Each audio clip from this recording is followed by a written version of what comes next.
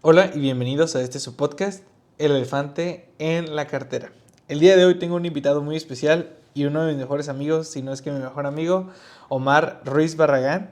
Y el día de hoy vamos a hablar específicamente sobre su experiencia, tanto siendo un estudiante foráneo, estudiando en la universidad, y un poco sobre su experiencia en cuanto se refiere a la pandemia, ya que su carrera en específico tiene bastante que ver con la situación en la que estamos viendo el día de hoy.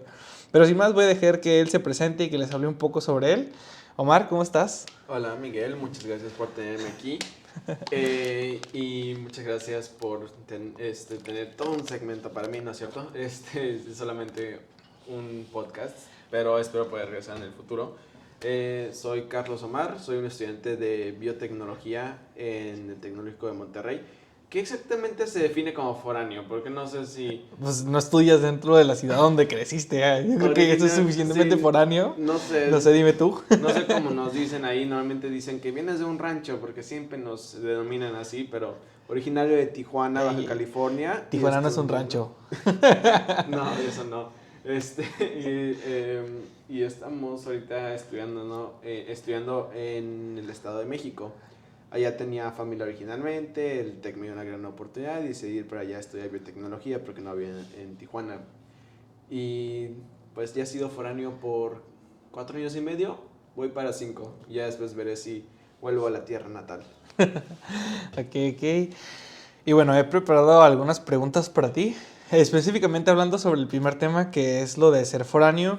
Y para darles un poquito de contexto, porque muy probablemente este sea uno de los primeros podcasts que haga, um, en este podcast trato de explorar un poco sobre, bueno, primero que nada, la vida financiera, o dándole el enfoque financiero a ciertas experiencias que ya sea personas que entreviste o temas que yo toque solo en este podcast tengan que ver con la parte de la economía y la parte de invertir o de las finanzas personales específicamente.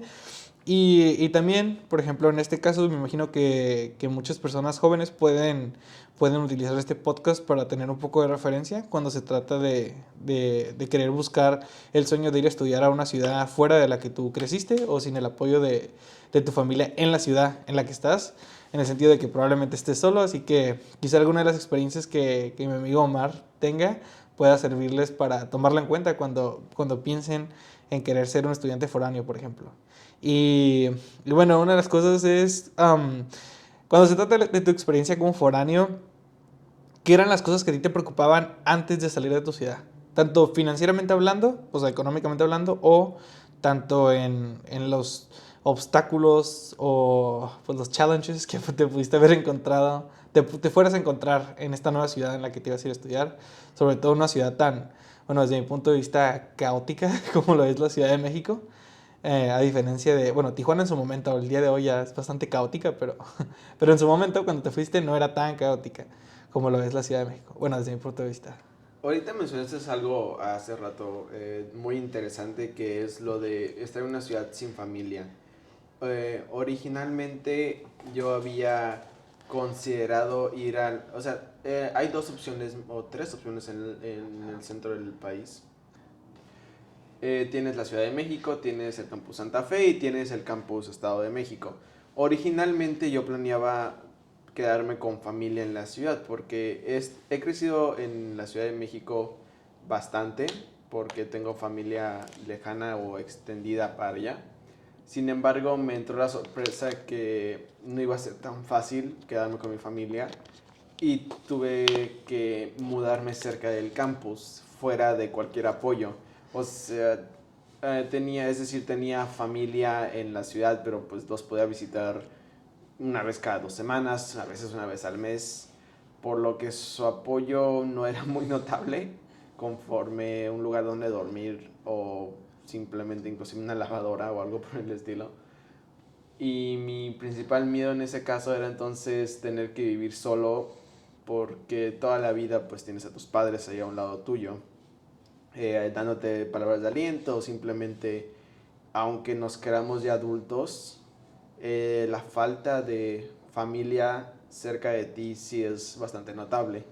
Conforme económicamente, pues más que nada no tenía mucho miedo conforme el manejo de mis en sí capacidades, o sea, de mantener el dinero porque... Tus finanzas personales, Mis de finanzas administrarte. personales, exacto, administraciones personales, porque siempre crecí en una familia que me enseñó a ser ahorrativo, me enseñó a poner ciertas cosas con cierta relevancia sobre otras, pero supongo que el principal miedo era ser una carga económica a mi familia de tan lejos.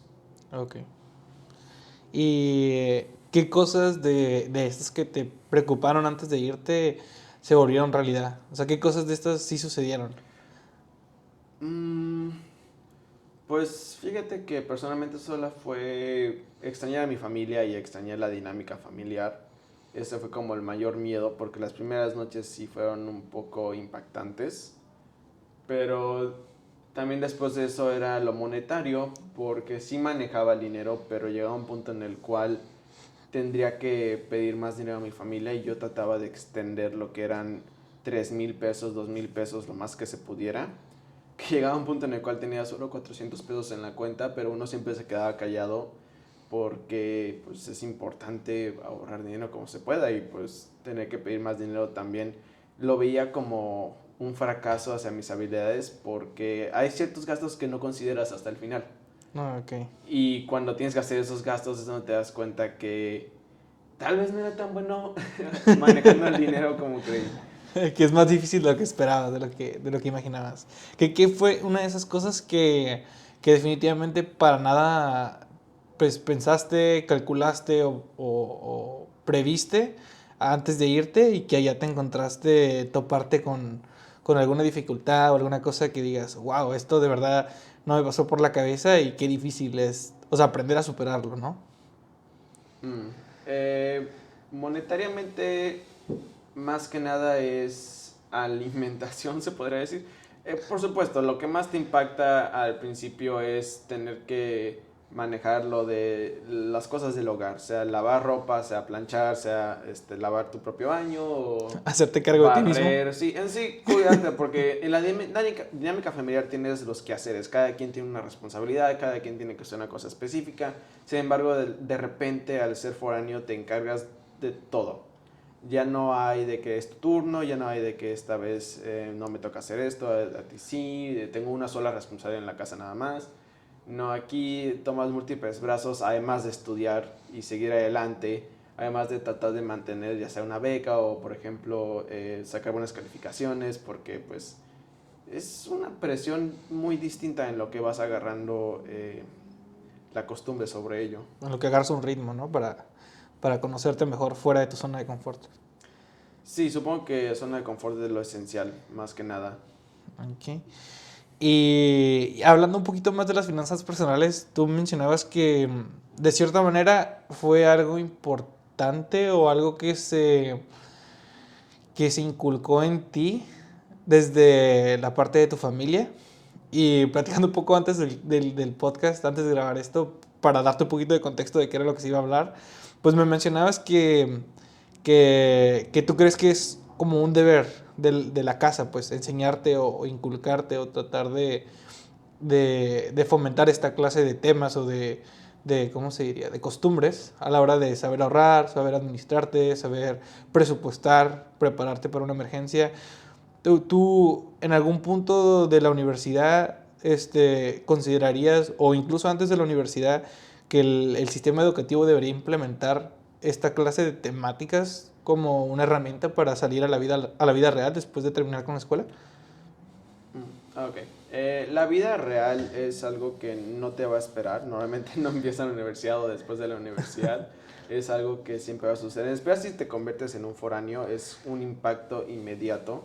Y aquí es donde las raíces de la familia es donde te van a enseñar. Personalmente mis padres eran maestros de escuela pública, por lo cual siempre a veces tenían problemas con aguinaldo o con los pagos de parte del gobierno En cuanto a retrasos, en dices, ¿no? cuanto a retrasos Ujú. y observaba cómo pues vivíamos día a día con una cantidad pequeña de dinero en comparación de lo que observaba alrededor mío en esos días y siempre se me inculcó buscar siempre las mejores ofertas o aprender a ahorrar dinero, Buscar la forma de ahorrar. buscar la manera de hacer que poco rinda mucho, por ejemplo. Ujú.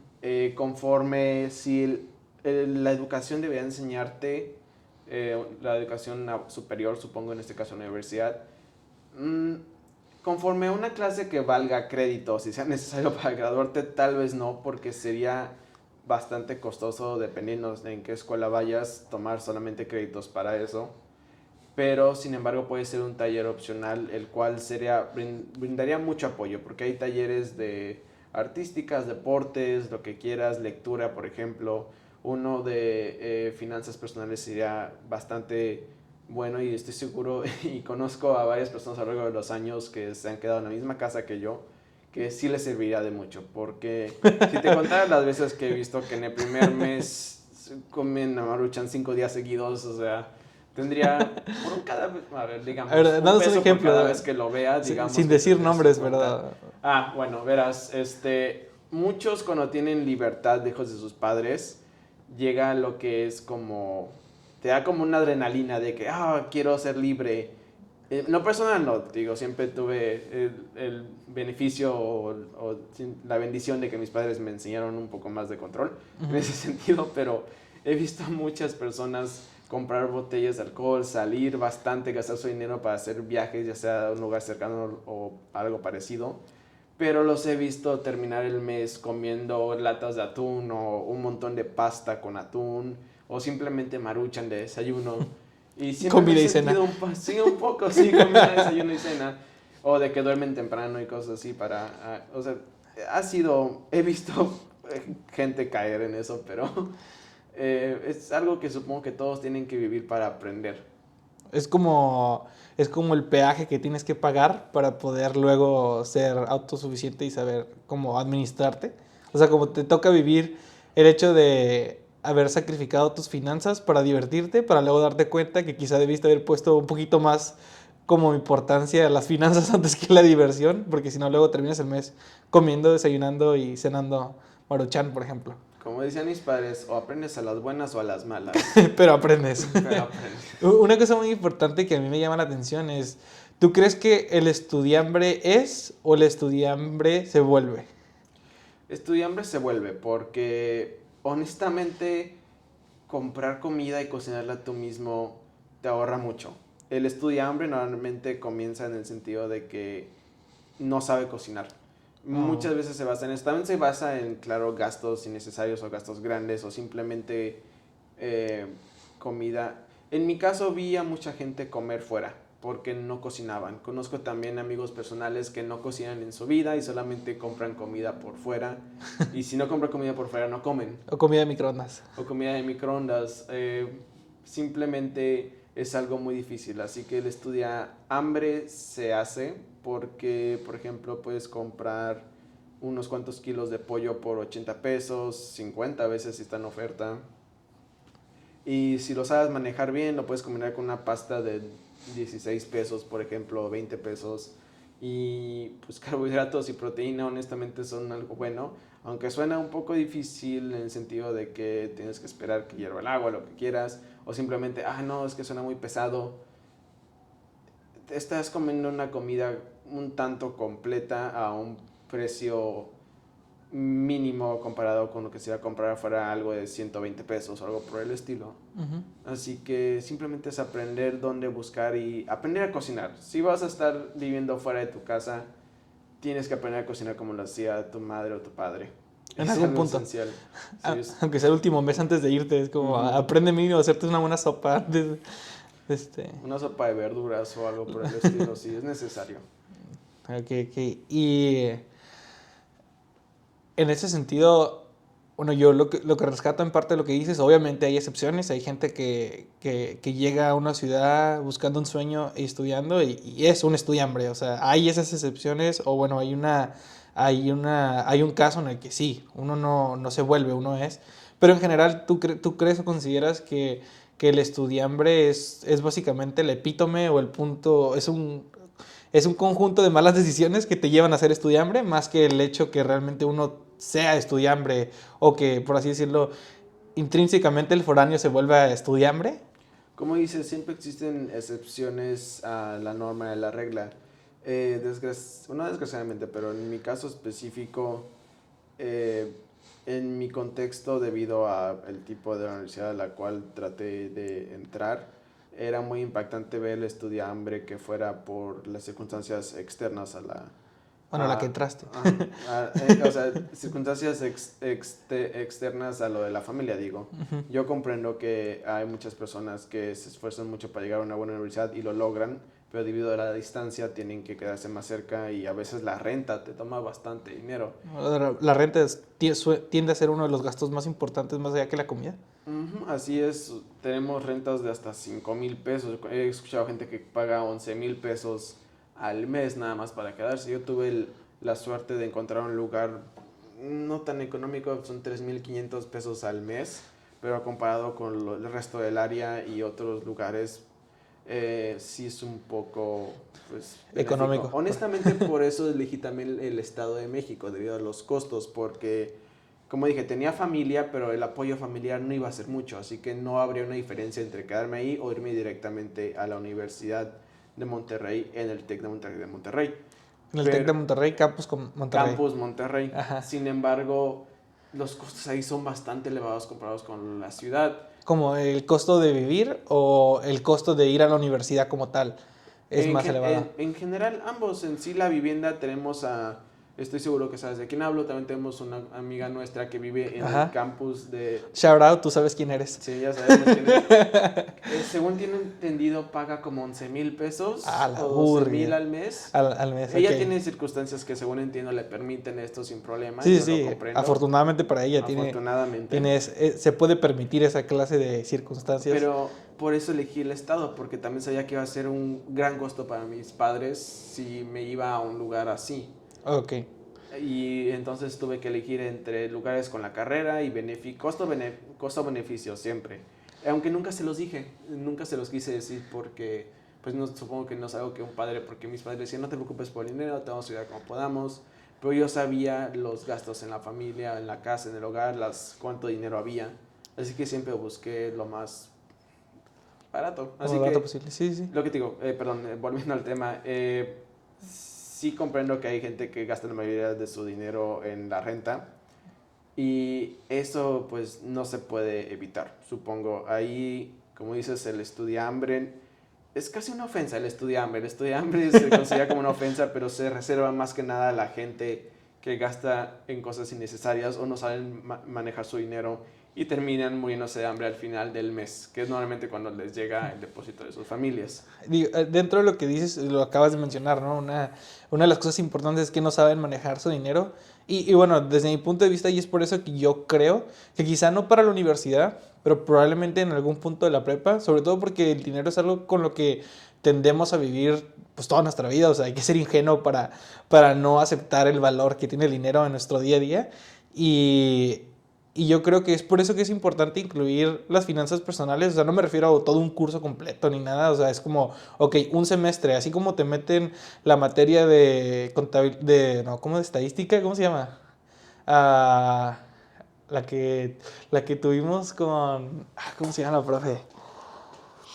¿La Ah, clase de probabilidad estadística? sí, de la clase de probabilidad estadística. Así como tuvimos un semestre de probabilidad estadística, yo creo que estaría bueno que tuviéramos un semestre de finanzas personales que nos hablen de diversas cosas. O ¿En sea, la preparatoria dices? en la preparatoria, Ok, ajá. eso ya es Es- educación básica. Ajá, educación Media básica. superior, perdón. Sí, sí, digo, yo te lo decía más en el sentido de que, bueno, ahorita ya estás en la etapa universidad, o sea, estás a punto de terminar y pues bueno, hablábamos de eso, ¿no? Pero yo creo que debería ser algo que debería ser incluido desde antes, en el sentido de que siento que muchas veces estas situaciones de estudiantes que llegan a la zona de estudiambre, no necesariamente porque tengan que estar en esa posición, sino porque no se subieron a administrar antes, siento que sería una gran ayuda. Y no necesariamente solo para ellos, sino en general para la vida. O sea, siento que la escuela te enseña muchas cosas, bueno, la universidad te enseña muchas cosas, pero no te enseña algo muy importante, o al menos desde mi punto de vista, que es saber pues tratar con el dinero y pagar impuestos y esto,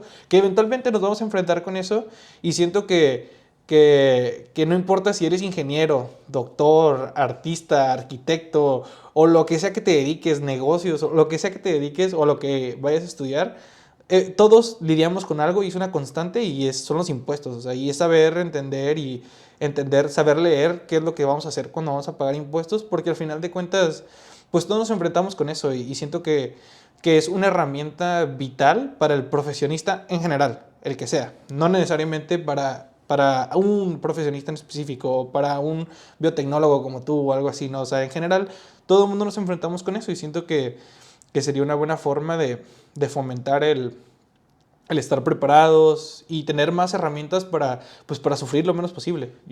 Por supuesto, lo que me está diciendo no es debatible, honestamente, Y no es debate, tampoco.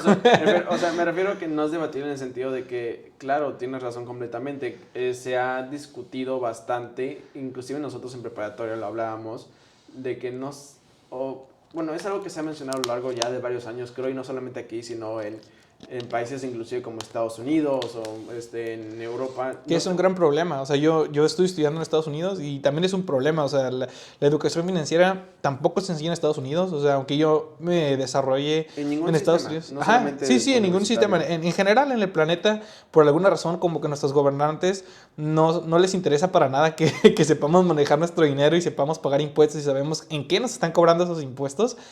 Y yo siento que es un problema, yo siento que debería ser algo que debería cambiar radicalmente. No, sí, por supuesto. Si estás aprendiendo de la importancia del dinero, lo difícil que es, y la burocracia del gobierno y cómo se maneja la bolsa de trabajo y y cómo tu aporte en él importa, ya más allá de los 18 años, es un gran problema. Personalmente yo en penúltimo semestre, noveno, se supone que son 9, pero decidí tardar un poco más, pero una clase que se muestra en el último semestre habla sobre impuestos, sobre el RFC, sobre cómo qué interesante. Pero es una clase buena que me enseñó bastante, pero se enseñó al final de la carrera en el último semestre, y eso no es un raciocinio bastante bueno porque, por ejemplo, tengo compañeros que buscaban trabajo desde sexto semestre o séptimo o octavo, y desde el RFC se les pidió.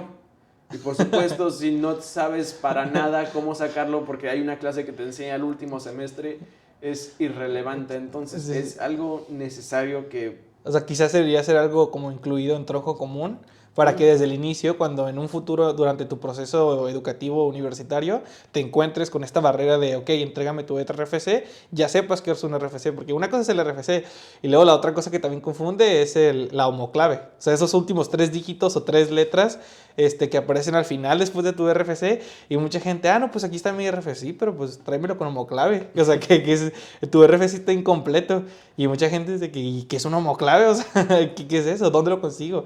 Y siento que, como tú dices, ¿no? Es algo que como profesionistas, y sobre todo ahora recientemente que están cambiando un poco las leyes, sobre todo que la presidencia actual, en el momento en que yo grabo este podcast, diciembre 11 del 2021, acaban de cambiar la ley en el sentido de que todos los mayores de edad, o sea, los mayores de 18 años en México, tienen que estar registrados ante el SAT. No importa si tienen actividad económica o no. Y de hecho, si no tienes actividad económica, tienes que declarar que no tienes actividad económica. Iba a ser en enero, ¿no? El cambio. Creo que lo acaban de introducir, pero están en este proceso de hacerlo efectivo.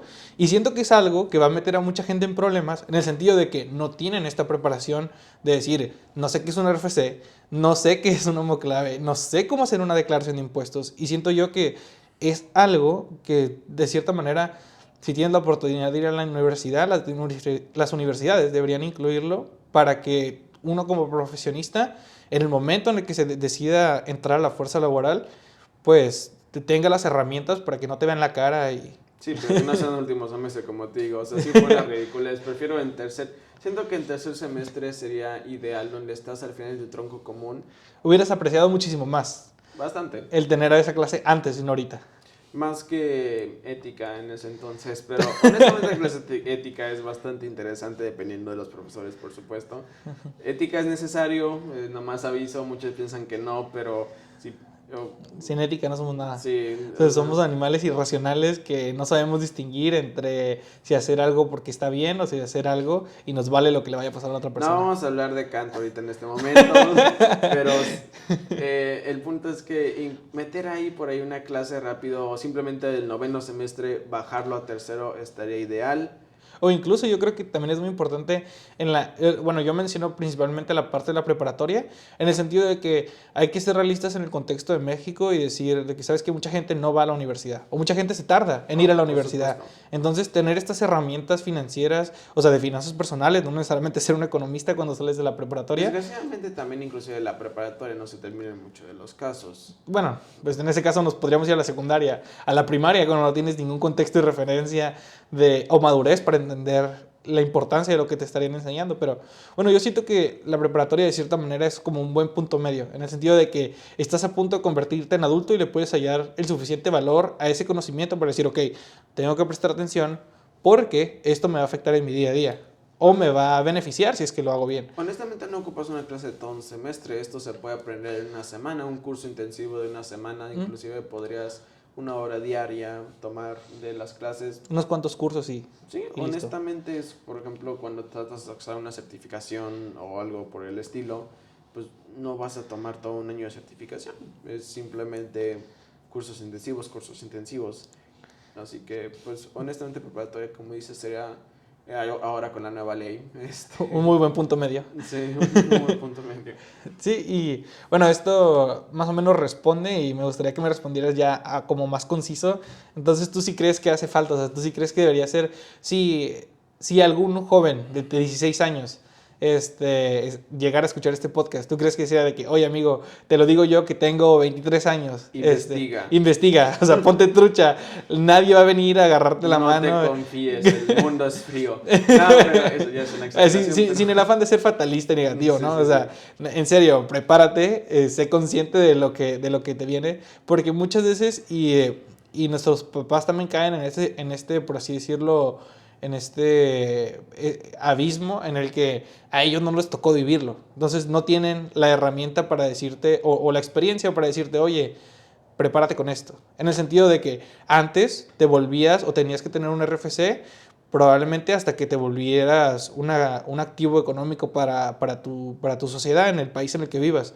Y ahora, por ejemplo, en el caso de México es, en cuanto tengas 18 años, amigo, ya ocupas tener tu RFC, ¿no? Entonces, en ese sentido, es como que, bueno, tus papás no les tocó vivir eso desde jóvenes, o probablemente mucha gente que no es dueño de un negocio y que no declara impuestos directamente, pues tampoco tienes experiencia, ¿no? Entonces, también es algo como de que, oye, si tú de alguna manera piensas lanzar alguna clase de negocio, o sea, personal, no tiene que ser una empresa enorme, pues sería importante que vete informando, ve agarrando un poco de contexto sobre lo que va a entrar. Porque inclusive la diferencia entre trabajador y dueño de trabajo ante la ley es muy distinto. Sí. O sea, la responsabilidad legal y fiscal cambia bastante. Sí, es completamente distinto. También es lo que mencionaron en esta clase. Tratan de dividir todo, pero es todo un proceso distinto. Inclusive eres categorizado como un diferente tipo de ciudadano, según entiendo. Sí. Tipo 2, no me acuerdo completamente, pero para que veas, ¿no? Ni tan curso intensivo. Según recuerdo fue solo una clase de 2 horas. Bueno, un video, un señor hablando por 2 horas. Y la mitad de ese tiempo creo que estaba hablando sobre él mismo y sus credenciales. También si no, investiga en YouTube, honestamente, pero... Sí, ahorita ya hay mucha información disponible gratis en YouTube. Ojalá en algún Vivimos futuro... en la era de tecnología y mucha gente no lo aprovecha. Sí. O sea, yo creo que ahorita cualquier persona que tenga internet y aunque sea un smartphone, literal, por así decirlo de alguna manera, no tiene excusa en no saber. En la era de la información. Sí, en la era de la información. Se ve un Starbucks y róbate la clave de Wi-Fi. O sea, cómprate una galleta y que te den un recibo. No tienes que comprar nada, literalmente busca un recibo y ahí viene la un recibo que se haya caído a la basura y ahí. Hay plazas que tienen ya internet. Internet gratis, exactamente. Bueno, algo que a mí personalmente me motivó cuando entendí este concepto para entrar al mundo de las finanzas personales y a invertir específicamente es el concepto del interés compuesto. Y como dices que tomaste una clase, pues no me refiero a que sea como dijiste, ¿no? O sea, no es un lugar donde te van a enseñar todo, pero tienes un poco de contexto. No sé si estás familiarizado con el término del interés compuesto. El interés compuesto, fíjate que no lo aprendí en este curso. No, fíjate que no me acuerdo mucho sobre ello, pero lo aprendí en mi clase de finanzas, porque Ujú. como universitario te dicen que si a algún punto quieres hacer algún negocio, te van a enseñar macroeconomía y microeconomía. Eso debería ser en la mayoría de las carreras, según entiendo, no estoy muy seguro. Ujú. Pero el interés compuesto, si te soy sincero, no me acuerdo. Esta clase fue en tercer semestre, si no me equivoco. Ajá. Así O sea, que ya hace un rato. sí, ya el cerebro no era lo que antes era.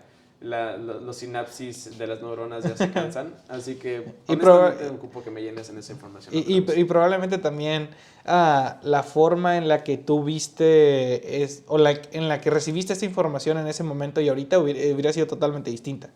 En el sentido de que ahora como un poquito más consciente de tu realidad, yo creo. O sea, porque todo el mundo se vuelve un poquito más consciente de su realidad, independientemente de qué tanto, aunque sea poquito, pero poquito más consciente eres con el paso del tiempo. Yo creo que la recibirías de diferente manera. Sobre todo ahora que vas a entrar como a la vida laboral y así. Enfrentamos nuestra mortalidad de manera distinta con el avance del tiempo. Bueno, básicamente el interés compuesto am, es como, funciona como una bola de nieve, en el sentido de que, digamos que tú inviertes o no necesariamente inviertes, digamos que tienes una cuenta de ahorros en el banco, y esta cuenta de ahorros te da 2% cada año. Entonces, el primer año tú ganas 2% sobre lo que hayas ahorrado. Digamos que para hacerlo simple, 100 pesos ahorraste. Al final del año tú vas a tener 102 pesos. ¿Por qué? Porque pues es el interés que generaste por tenerlo ahorrado en una cuenta de ahorros. En el caso de que lo tengas en una cuenta de inversión, pues lo que sea que hayas generado como rendimientos o como ganancias, como lo quieras llamar, es lo que va a crecer. El siguiente año, si tú dejas tu dinero en tu cuenta de ahorros o en tu cuenta de inversiones, vas a generar, bueno, digamos que generas el mismo 2% sobre tu inversión o ahorro inicial. Honestamente tengo una historia sobre el interés compuesto porque tengo un compañero que sus padres trabajan en el banco, eran inversionistas y no Ajá, solamente eran parte de un nivelato creo que Santander, estoy seguro, ajá. y desde los 15 años lo obligaron a depositar 500 pesos mensuales en una cuenta de A ahorro la y otra burger. de inversión. Ajá. Para cuando tenía 18 años, por andar metiendo 500 pesos cada mes, no recuerdo si en 500 o 1000, tenía suficiente dinero para pagar la carrera completa en el TEC, él Wow. mismo. Y El siempre me solito. impresionó, él solito, pero más que nada pues, sus padres lo obligaban, según entiendo. Ajá. Y siempre me sorprendió, nunca entendía lo que me decía porque él trataba de explicar también lo que era la cuenta de inversión y ahorro. Esto fue en mi segundo semestre, según recuerdo. Ajá. Pero nunca me voy a olvidar de cómo me sorprendió eso porque una carrera que es 1 millón de pesos en el Tecnológico de El Monterrey. Tecnológico de Monterrey. Así que Más o menos, depende del campus al que vayas, y pero... él ya tenía como 2 millones ahorrados. Podía pasar la materia, digo, la carrera 2 veces debido a eso. Pero, bueno, regresando a parte de la explicación, bueno, entonces el primer año generas 2% sobre tu ahorro o inversión inicial. El segundo año, suponiendo que no agregues ni un peso más, vas a generar 2% sobre lo inicial, lo que ya habías puesto, más 2% sobre el 2% que generaste. O sea, al final de cuentas, este 2% que ganas anualmente se va convirtiendo de 2% a 2.1%, a 2.6%, Y y con por el ende paso el del tiempo... nombre acumulado, ¿no? Ajá, eso es una acumulación, ¿no? Entonces, eventualmente ya con el paso del tiempo, pues el tiempo hace su chamba y hace que tu dinero crezca cada vez más y probablemente llegues a un punto donde tu crecimiento acumulado le gane más a lo que tú puedes ahorrar Ahora, todo para... esto suena bien, pero entonces te pregunto a ti, ¿por qué entonces más gente no hace esto? Yo creo que es porque no está disponible. O sea, me refiero, no, me equivoco, me corrijo. No es que no esté disponible, no está puesto o no está expuesto a los ojos de la gran mayoría de la gente. Y la otra cosa muy importante, yo creo que mucha gente, cuando le dices el tiempo va a hacer su trabajo, no quieren, o sea, mucha gente no quiere saber sobre qué tanto tiempo les va a tomar o qué tanto en los próximos 20 años puede cambiar tu vida y prefieren, si no me hago millonario mañana, no me interesa. Entonces, pero por ejemplo, está el caso de tu compañero que mencionabas y dices, wow, qué impresionante. O sea, si él empezó a los 15 y entró a la universidad a los 18, 20 años y ya tiene su universidad pagada, o sea, eso te habla bastante sobre el poder del tiempo. Y él no se hizo millonario, no tenía su carrera pagada el próximo año de cuando empezó a ahorrar. Eso le tomó mínimo unos 3 4 años y entonces empezó a... Es que siento que la mentalidad mexicana en general es el de dinero rápido, gasto rápido. Una vez, por ejemplo, siempre te dicen, ah, ya me llegó el aguinaldo. Vas a comprar todos los regalos de Navidad, vas a Lo hacer primero un que haces montón es de ir a ver en qué te lo compras. gastas. Sí, o sea, lo sé de mi experiencia porque la familia pues siempre me decía el dinero está para gastarse. Por ejemplo, tengo familiares, abuelos que me decían esto y siento que es algo que se va pasando conforme las generaciones y es un poco difícil cambiar lo que es una costumbre. Ok. Es algo muy interesante porque justo ese es uno de los propósitos, por ejemplo, de este podcast, y es algo que, por ejemplo, a mí me tocó vivir porque yo vengo de una familia latina que mis papás, y se los agradezco muchísimo, hicieron lo mejor que pudieron para siempre darme los mejores consejos o darme las mejores oportunidades que ellos podían darme en su momento, y se los agradezco mucho, pero esta parte de, por ejemplo, lo de tu compañero, que sus papás, de que, oye, tienes 15 años, ya es momento, abre tu cuenta de inversiones, abre tu cuenta de ahorros y vámonos, mensualmente, deposítale. Y eso es algo muy interesante porque cuando yo me empecé a desarrollar en los Estados Unidos y empecé a ir a la universidad, a mí me tocaba ver amigos güeros y lo digo así en el sentido de que mis compañeros latinos Si no o mis seamos amigos racistas, por sí, favor. sí, sí, no lo digo en el sentido de que en el sentido malo, sino en el sentido de que es una cultura, en el sentido de que en nuestra cultura latina no está embebido en su mayoría el hecho de compartir esta clase de conocimiento. Y se me hace muy curioso que, por ejemplo, tu experiencia de tu compañero, que a él sí le tocó desde joven. O sea, sí le tocó que sus papás los apoyaran y le dieran ese contexto. Y probablemente, y estoy muy seguro que tu amigo en algún punto dijo, yo cuando tenía 15 años no entendía por qué me obligaban a quitar tanto dinero. Decía que te quería tocar el dinero bastante cada vez. Sí, o sea, y es porque muchas veces, aunque nuestros papás, en el caso de tu compañero, yo creo, creció con esa experiencia de decir, oye, pues, o sea, ahorra tu dinero, prepárate para la universidad, X o Y. Él veía todo un entorno de gente que se estaba gastando su dinero en vez de ahorrarlo. Entonces es como, por más que alguien tenga el apoyo o esa guía de otra persona, pues el simple hecho de estar rodeado en un contexto en el que la demás gente pues, se gasta su dinero y lo utiliza, pues a ti te da esa curiosidad o ese pues porque yo no me puedo gastar mi dinero, ¿no? Desde de cierta manera, sin entender el poder de ese ahorro que iba a tener él eventualmente en su futuro. Me imagino que también te lo ha de haber comentado, que ahorita está agradecido de haber hecho lo que he hecho, de él haber hecho lo que hizo en cuanto a ahorrar. No, sí, por supuesto, digo, hasta menos trataba de explicar con orgullo Lo que él logró significaba con la hacer constancia. cada cosa. Sí, pues, porque era como te estoy informando ahorita a pesar de que ya es un poco tarde. Tarde en el sentido de que la universidad ya empezó, pero aún así es de gran apoyo pensar que uno puede iniciar, aunque sea a los 18, 20, 23, lo que quieras. El punto es iniciar, no Sí, puedes quedarte exactamente. nada más. Sí, yo tengo una frase que me gusta mucho y trato de compartirla cada vez que puedo en mi canal de YouTube, Miguel Invierte. También en este podcast va a ser una frase recurrente. La cosa no es cuánto, la cosa es cuándo. Y el cuándo es hoy. Esa es mi frase. A mí me gusta muchísimo. Bueno, no sé si es mía, no sé si me inspiré en alguien, leí algo y dije, me emboló, me gustó la frase. Pero bueno, yo supongo que yo la inventé. O sea, puede ser que no. Para que alguien no, yo la leí. Yo la leí en un libro. Bueno, pues yo creo que yo la inventé. Puede ser que la haya leído, no sé. Pero yo creo que esa es la clave, ¿no? La cosa no es con cuánto, la cosa es cuándo y el cuándo es hoy. Recuerden, este podcast es patrocinado por Miguel Invierte. Muchas gracias por el shout out. Shout out a Omar por introducir, por hacer el plug. Y bueno, a lo que voy es de que en este contexto algo que me llamó muchísimo la atención es que yo tenía compañeros en la universidad que ellos, y en su mayoría, o sea, y por eso es que lo digo así, o sea... ¿Los güeros o los latinos? Los güeros, sí, sí. Los güeros, en su mayoría, crecían con esta cultura, y digo, no todos, o sea, en su mayoría, pero muchos crecen con la cultura de tener una cuenta de inversiones.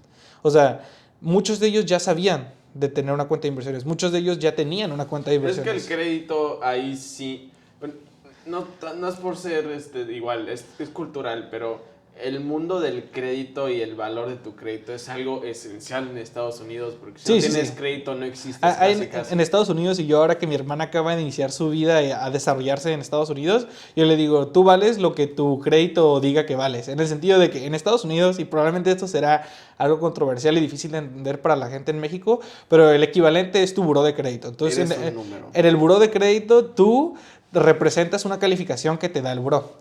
Y ese buró es el número que tú significas o el que tú vales. Y en este sentido, en Estados Unidos es lo mismo, nomás que allá lo utilizan para todo. Allá lo utilizan para rentarte una casa. Deja tú para comprar una casa, para rentarte una casa, para sacar una tarjeta de crédito, para sacar un electrodoméstico, para comprar muchas. Es más, hasta para sacar un número telefónico. En México vas a la compañía que sea, porque no me patrocinan, así que no voy a decir su nombre.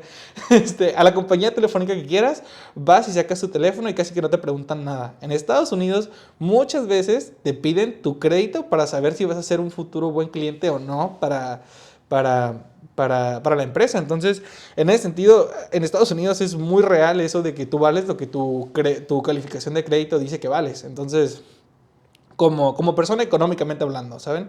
Ya moralmente es otro rollo distinto, pero cuando se trata de la economía y de comprar y gastar en cosas que todos tenemos que gastar, muchas veces tiene mucho que ver. Entonces yo a mi hermana desde que agarró su primer trabajo fue de, en cuanto puedas, sácate una tarjeta de crédito porque el historial es lo que te va a ayudar en un futuro a todo, a comprar un carro, a poder rentar un departamento o lo que sea. Pero sí, pero a lo que voy es que se me hizo muy curioso que ellos desde jóvenes ya tenían como esta parte un poquito más desarrollada de lo que nosotros por cultura lo tenemos que hacer. Y bueno, yo creo, yo supongo, ah, yo, yo, o mi teoría es de que, pues como el dinero en general tiende a ser un tema tabú en nuestra cultura latina, o sea, algo que lo que normalmente no se habla, por lo mismo, tanto buenos y malos consejos no se tienden a compartir, en el sentido de que los buenos, pues no los compartimos porque es un tabú y no se habla del dinero, entonces no puedes aprender de las buenas cosas que otra gente a la que le ha ido bien, normalmente uno pudiera aprender de que, mira, esta persona hizo esto y le está yendo bien, qué bueno, yo lo puedo hacer también. En el sentido también de que esta persona la super regó y bueno, yo sé que no voy a hacer eso porque si no la voy a super regar igual que ellos, ¿no? Entonces también por esta pena de decir, no, ¿por qué preguntas? ¿Por qué sobre este tema?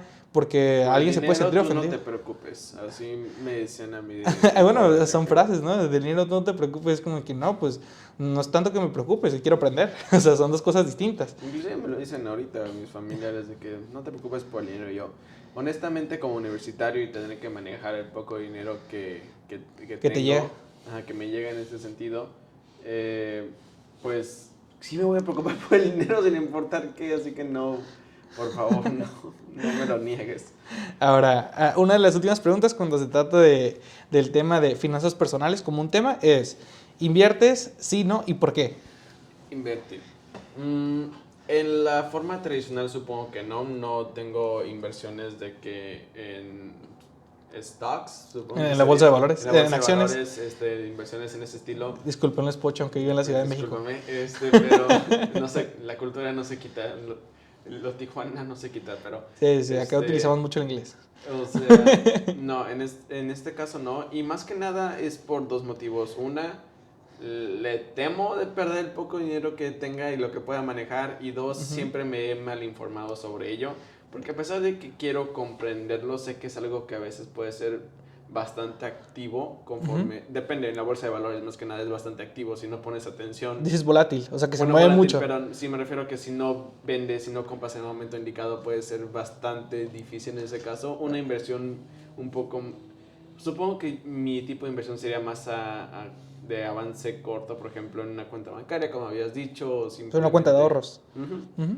O simplemente en algo más sólido o fijo que se pueda observar, sea Ujú. en Con una bienes, tasa fija, una tasa sí, segura. bienes raíces, por ejemplo, es un tipo de inversión también. Puedes invertir en bastantes cosas, lo que te dé una remuneración de algún tipo, Ujú. sea sea poca, sea mucha, eso será un tipo de inversión. Ahorita no me encuentro en la capacidad tampoco de invertir de esa manera como yo quisiera. Honestamente sí, bienes raíces es como lo que más se conoce.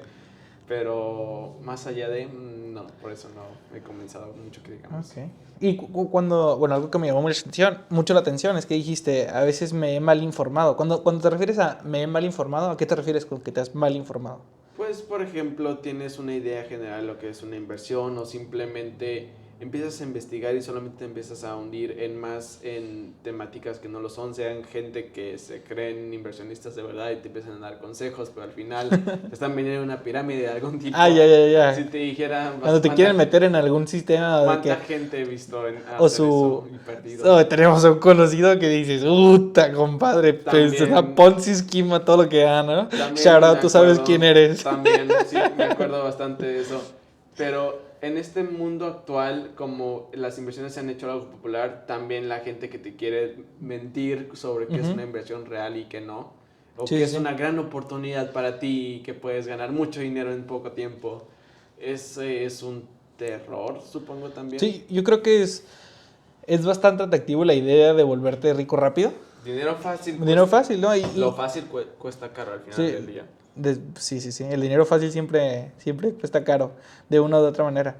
Pero a lo que yo voy es que siento, y es lo que a mí a veces se me hace feo de gente que neta les vale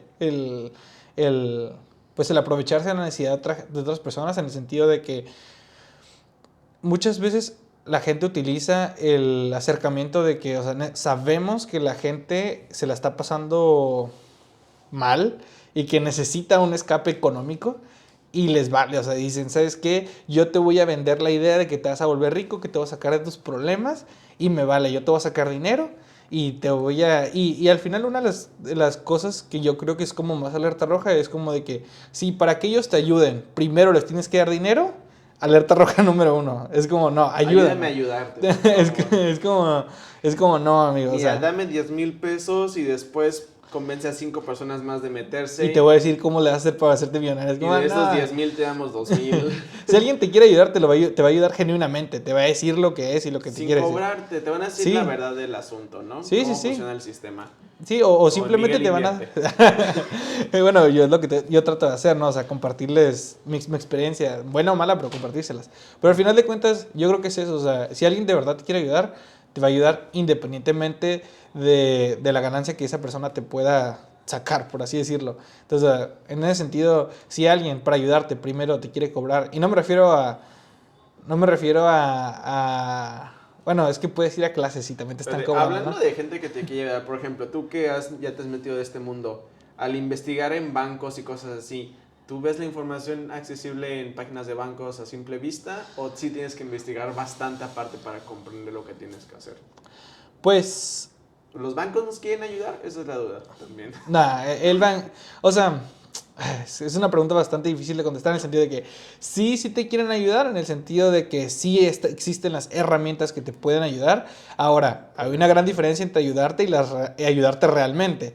En el sentido de que el banco es un negocio y eso lo tienes que entender. O sea, el banco nunca va a dejar de ganar dinero. El banco siempre va a ganar dinero y siempre va a poner primero sus intereses antes que los tuyos. La casa siempre gana. La casa siempre gana, casi como el banco y el casino a veces se parecen bastante, en el sentido de que la casa siempre gana.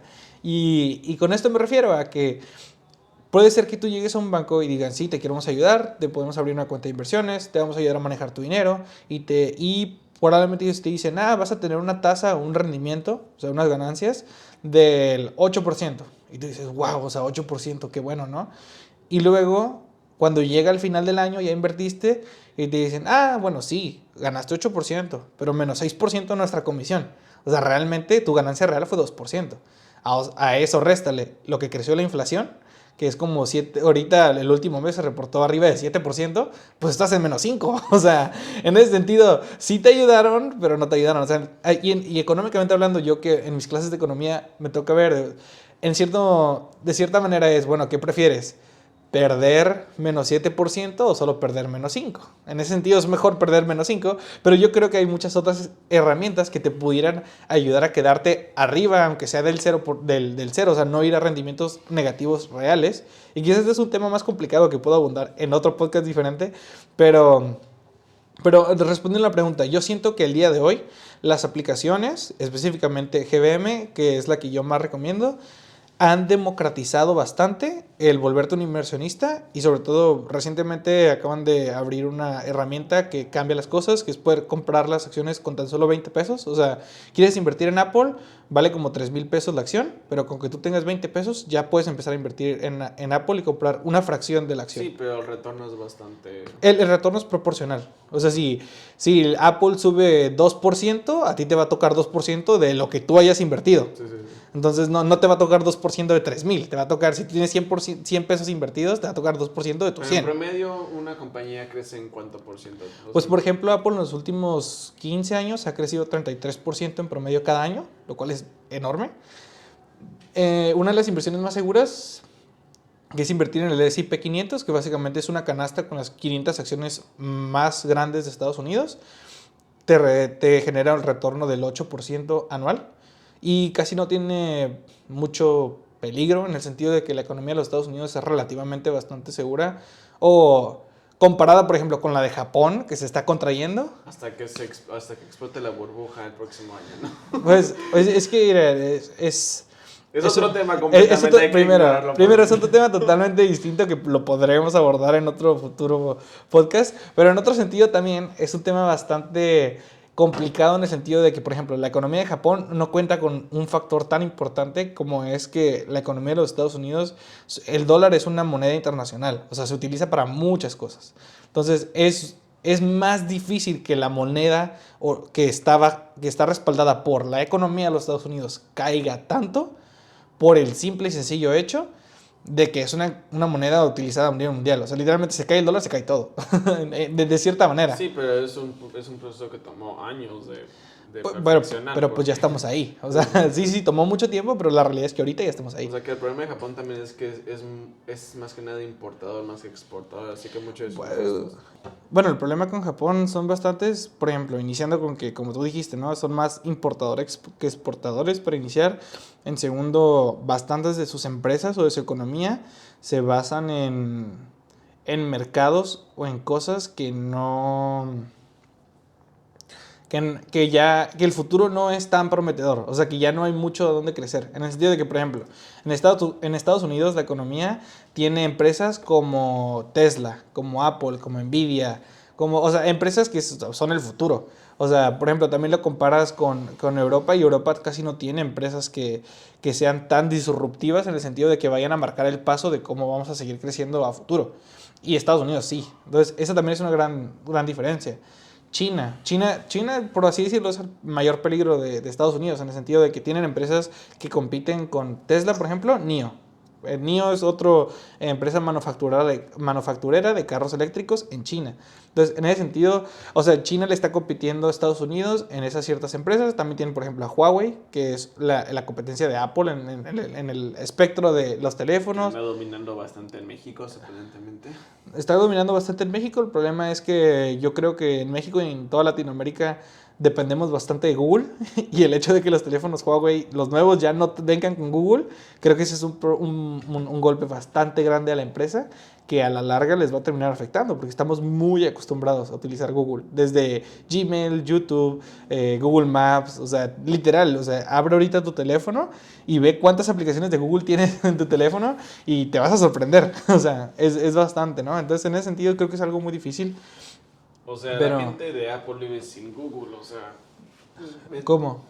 Pues es que no... Pues no, yo tengo un iPhone y utilizo YouTube y todas mis cuentas de correo son Gmails y también utilizo OneDrive para compartir archivos con gente desde diferentes plataformas. Pero OneDrive es... No, perdón, Google Drive, también uso OneDrive y también uso iCloud, o sea, uso bastante la nube.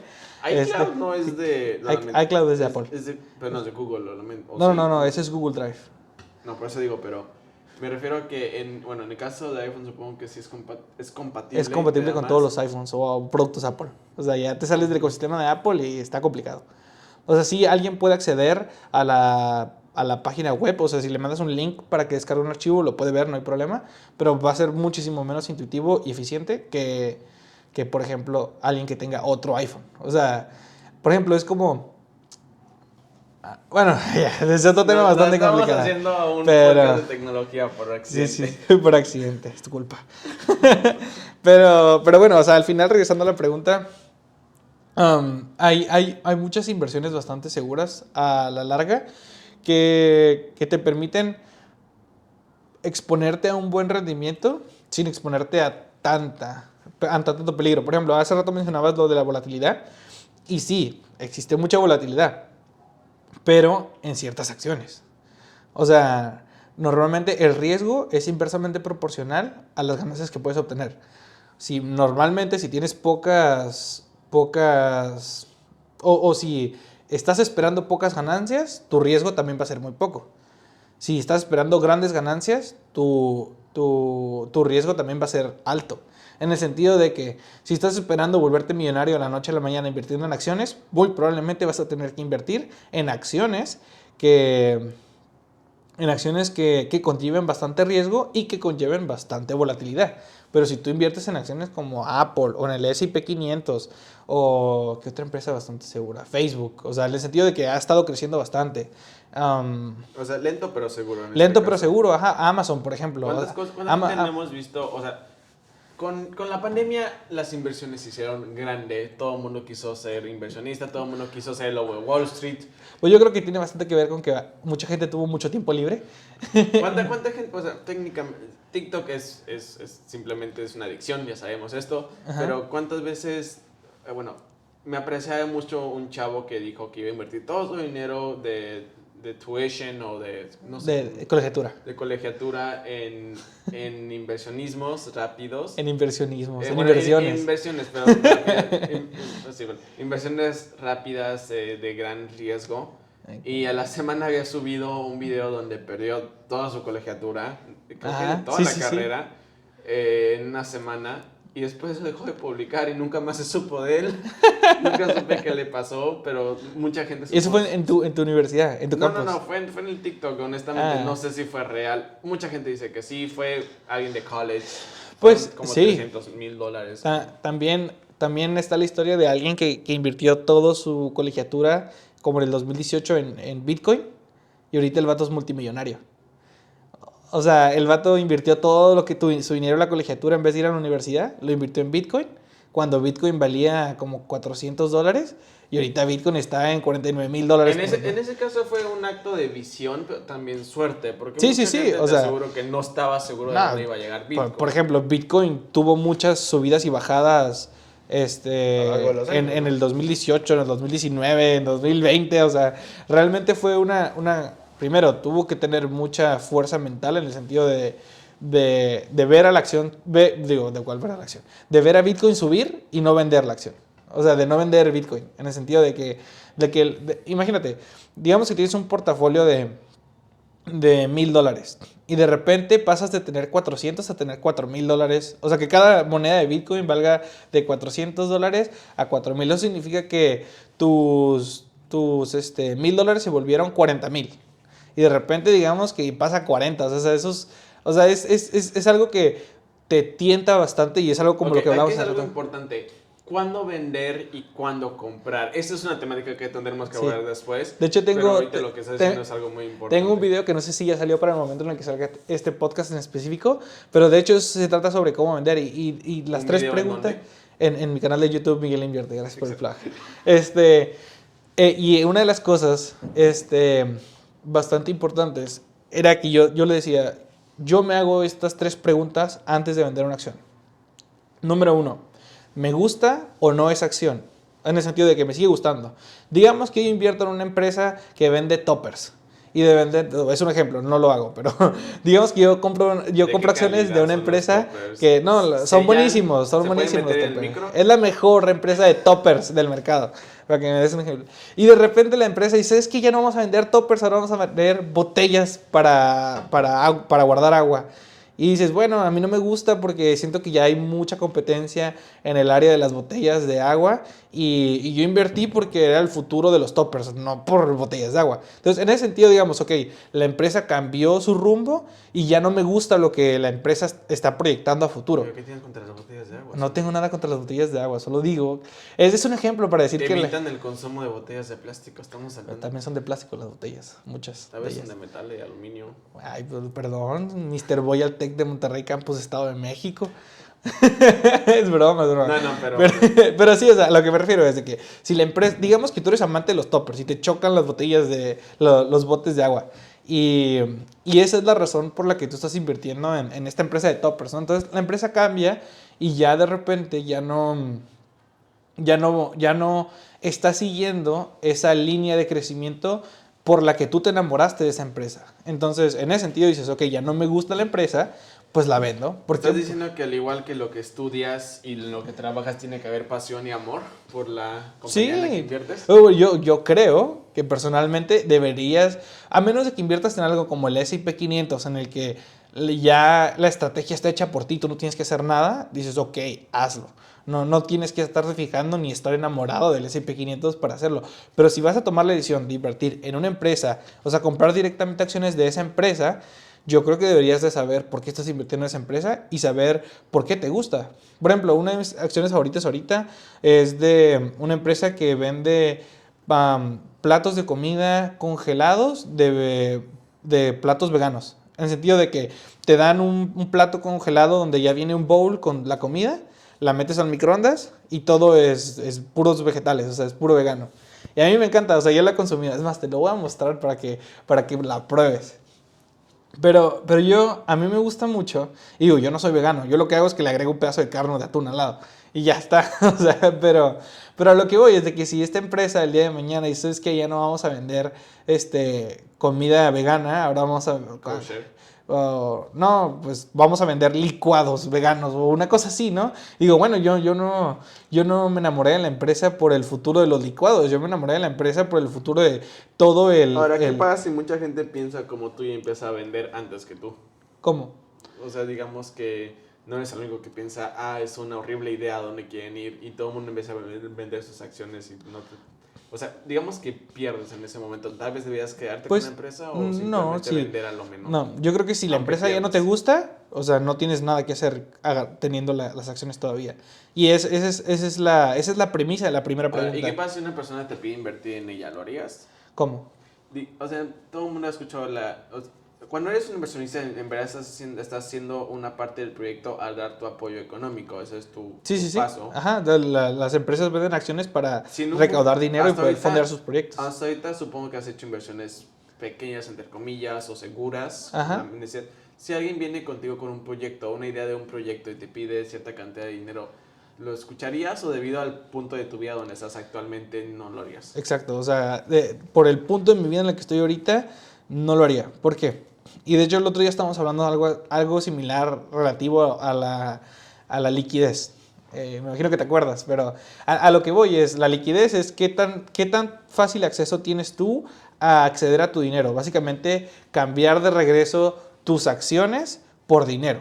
En el sentido de que si alguien llega conmigo y me dice, oye, tengo este súper proyecto, súper innovador, y te prometo que voy a multiplicar por 5 tu dinero si inviertes en mi empresa, probablemente, y si la analizo a fondo y me gusta, lo llegaría a hacer cuando esté más grande, en el sentido de que ahorita si yo invierto $10,000 en el proyecto de alguien, esos $10,000 representan mucho para mí. Esos $10,000 probablemente no me pondrían entre la vida y la muerte, pero si yo los pierdo, representarían, si yo los pierdo todo confiando en la visión de alguien, probablemente me dolería perder esos $10,000 ahorita. Ok, ahorita que dices lo de perder todo, ¿uno debería invertir cuando tiene, entre comillas, dinero de sobra o no? Yo siento que uno debería crear el hábito de invertir, no importa. Sí, por ejemplo, como le decía hace rato, ¿no? Ahorita GBM democratiza tanto el tema de las inversiones que puedes empezar a invertir con 20 pesos. Si tú me dices, no puedo ahorrar 20 pesos a la semana, puede ser que no sé. Pues si tú me dices, no puedo ahorrar 20 pesos a la semana porque no me alcanza, ok, no es tu momento para invertir. Pero la gran mayoría de la gente, yo creo que el 90% de la gente, mínimo 20 pesos sí se puede ahorrar a la semana. Y simplemente agarrar la constancia y decir, ok, cada semana voy a invertir 20 pesos. O sea, yo creo que una buena cantidad para invertir a la semana puede ser entre los 100 y los 200 pesos. O sea, dependiendo de qué tanto ganes, ¿no? O sea, hay gente que gana más. Y que, anualmente eso es bastante. sí, o sea, considerando que inicias tus 18 años y tus ingresos no son elevados, o incluso antes, O sea, una cantidad entre los 100 y los 200 pesos, que mínimo agarres la constancia de que digas, cada semana le voy a meter 100 a 200 pesos, sí o sí. Yo creo que es una cantidad bastante alcanzable, ya que si tienes ingresos de, no sé, más de 10,000 pesos a la semana, pues métele más, o sea, métele mínimo unos 1,000. Supongo que lo que le asustaría a la gente después es que ese es dinero que no puede tocar. Imagínate perder entre comillas, por supuesto, 100 a 200 pesos diarios que no vas a poder tocar por ¿cuánto tiempo? ¿Un año, 2 años, 3? Pues cuando quieras. O sea, por ejemplo, si lo inviertes en la bolsa de valores, siempre y cuando sea un día de entre semana, entre lunes a viernes y la bolsa está abierta, tú puedes liquidar cuando quieras. Ah, sí, pero me refiero a que siento que mucha gente le tiene miedo a eso. Como habías dicho hace rato, el tiempo. Pero ¿cuál es la diferencia entre eso y ahorrar dinero? O sea, tener una cuenta de ahorros, igual ahorras para no gastártelo. Muchas veces la gente que ahorra dinero se lo gasta al mes o a los 2 meses. ¿Sabes cuál es la única diferencia entre una cuenta de ahorros y una cuenta de inversiones? Dime. Bueno, aparte del riesgo. La diferencia es que una cuenta de ahorros probablemente no va a estar ni cerca de ganarle a la inflación o ni siquiera empatar a la inflación, y tu dinero cada año pierde valor. En el sentido de que si tú ocupas comprar esta botella de agua y esta botella de agua vale 100 pesos y tú ahorras... ¿Es de plástico o es agua de metal? Es agua en una botella de plástico convencional que puedes encontrar en cualquier franquicia. Suena como que deberías invertir en algo que no altate el ambiente tanto. Yo no invierto en botellas de agua. Es un ejemplo. Digamos que esta botella vale 100 pesos. Entonces, este año tú metiste, porque te querías comprar una botella de agua el siguiente año, tú ahorraste 100 pesos y lo metiste en una cuenta de ahorros. Y esta cuenta de ahorros te generó, no sé, 1% de interés. Y esta botella pasó de valer 100 pesos a valer 104 pesos. Pero tú ahorraste 100 y el banco solo te dio 1% de ganancia o un peso más. Entonces, en ese sentido, si tú ahorraste este dinero y el precio de las cosas subió más de lo que una cuenta de ahorros te genera, estás perdiendo dinero por el simple hecho de tenerlo en una cuenta de ahorros. Porque las cosas están volviendo más caras más rápido de lo que tu dinero crece en una cuenta de ahorros. Siento que la gente no comprende a veces eso, que tu dinero vale menos conforme el tiempo pasa. Sí, yo creo que ese es un concepto bastante, pero bastante importante, y es la inflación. O sea, todo se resume a esa palabra que a nadie le gusta escuchar, pero es muy importante entender, y es la inflación. O sea, una comparación inmediata será, por ejemplo, el costo de la canasta básica. Siempre es algo importante. El kilo de tortillas. O sea, si tú no compras tortillas, ve y pregúntale a tus papás, oye, ¿cuánto costaban las tortillas hace un año? 6 pesos. Hace un año, perdón. Hace un año, o sea, es más, ponle, ¿cuánto costaban el precio de las tortillas hace 10 años? Yo recuerdo cuando me enviaban con 8 pesos a la tienda. Exacto, yo también recuerdo cuando el precio del kilo de tortillas valía 10 pesos. Ahorita, bueno, al menos aquí en Tijuana, el precio de las tortillas vale como 21 pesos o algo así.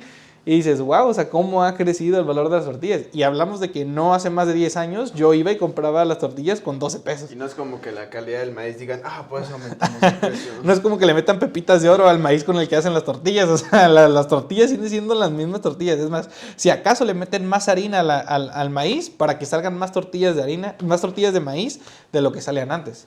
En el sentido de que mezclan la masa que sacan del maíz y la mezclan con harina para que salgan más tortillas. O la forma en la que te puedes dar cuenta es, si la tortilla de maíz es muy blanca, le metieron harina a la masa con la que hicieron las tortillas. Si la tortilla de maíz es más amarilla, entre más amarilla, más maíz puro es, por así decirlo. La tortillera me está robando.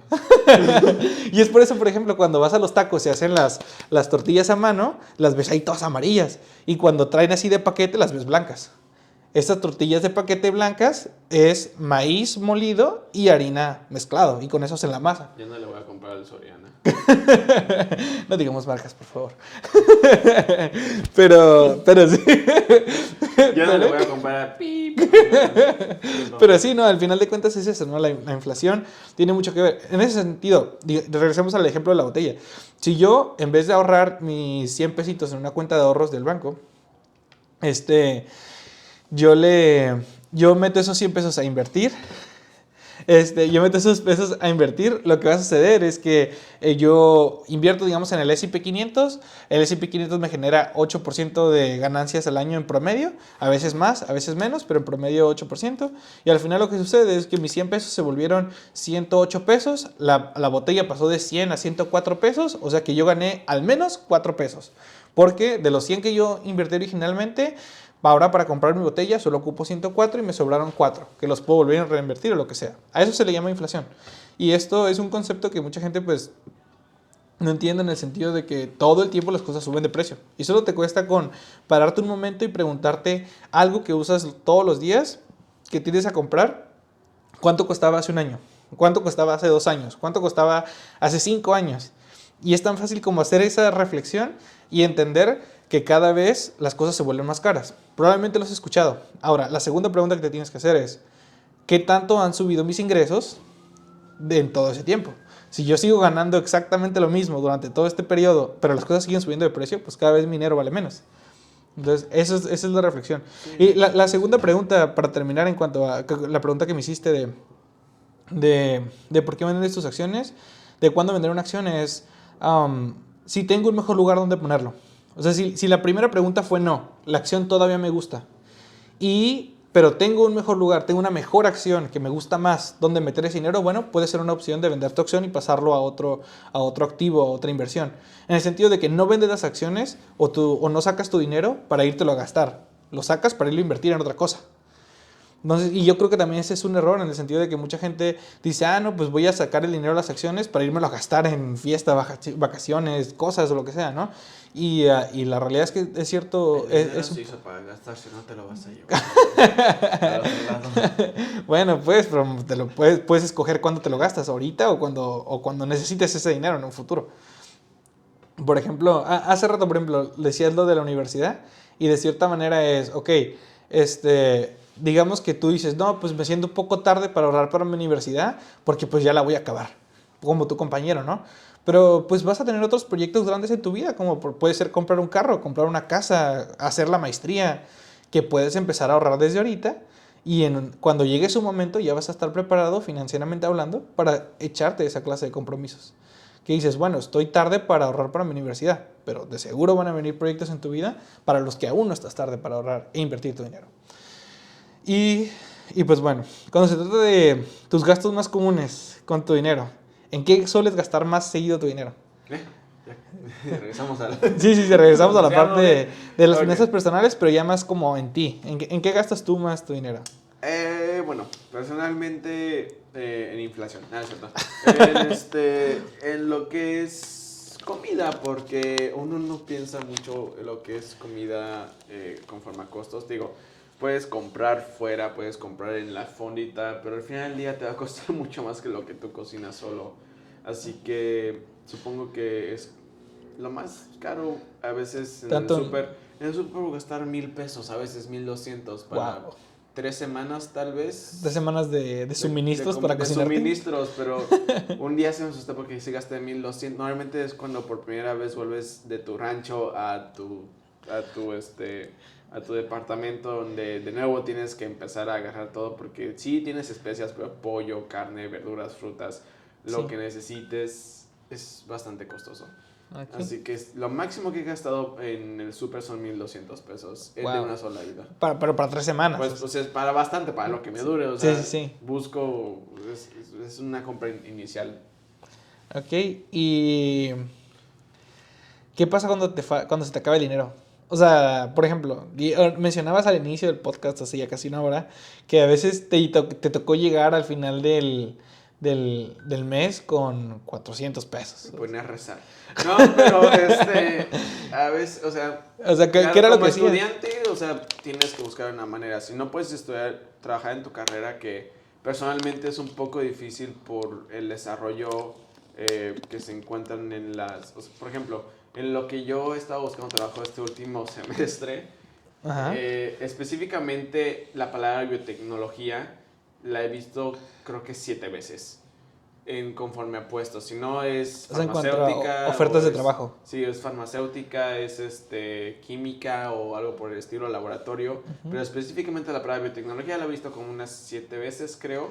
Ujú. Y pues, ¿cuánta gente no estamos compitiendo? O sea, en mi generación fueron 96 personas las que se metieron a la carrera. Entonces, Terminamos como con 40, pero eso, este, eso es cerca del 10%. O sea, cerca del 10% de tu generación tiene nada un más, espacio para tener un trabajo afuera, específicamente hablando de tu generación. sí, no Eso sin considerando contar a la generación de otros. arriba, sin contar la generación de abajo y sin contar toda la competencia de otras universidades de biotecnólogos que Ujú. también se Hay gradúan. bastante, sí.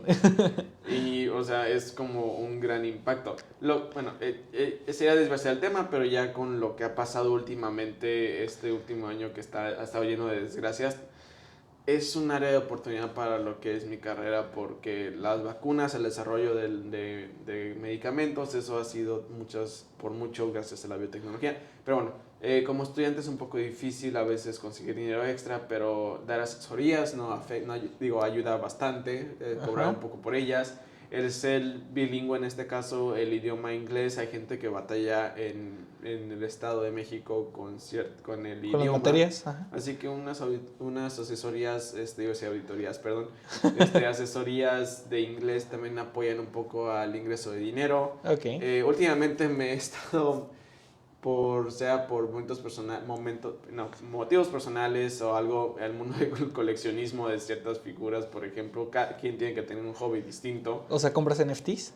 No, no me voy a ese mundo, me voy a algo un poco más físico. Los NFTs son todo un tema distinto que vamos a discutir después. La primera vez que discutimos de NFTs fue en una cafetería hasta que cerró a las 10 Hasta y que nos media de la corrieron y noche. nos Nos quedamos. corrieron de la Y cafetería. estábamos en el estacionamiento, seguimos platicando eso. También en el estacionamiento nos corrieron, pero como ves aquí ves varias cosas. Tengan amigos chidos con los que puedan tener conversaciones así, amigos. Sí, por supuesto. Y pues a veces revender ciertas cosas así es interesante. También es algo que se ha tomado de moda bastante, que son los resellers. Tienes a la gente que es odiada, que es los que compran las cosas nuevas y las revenden a un costo.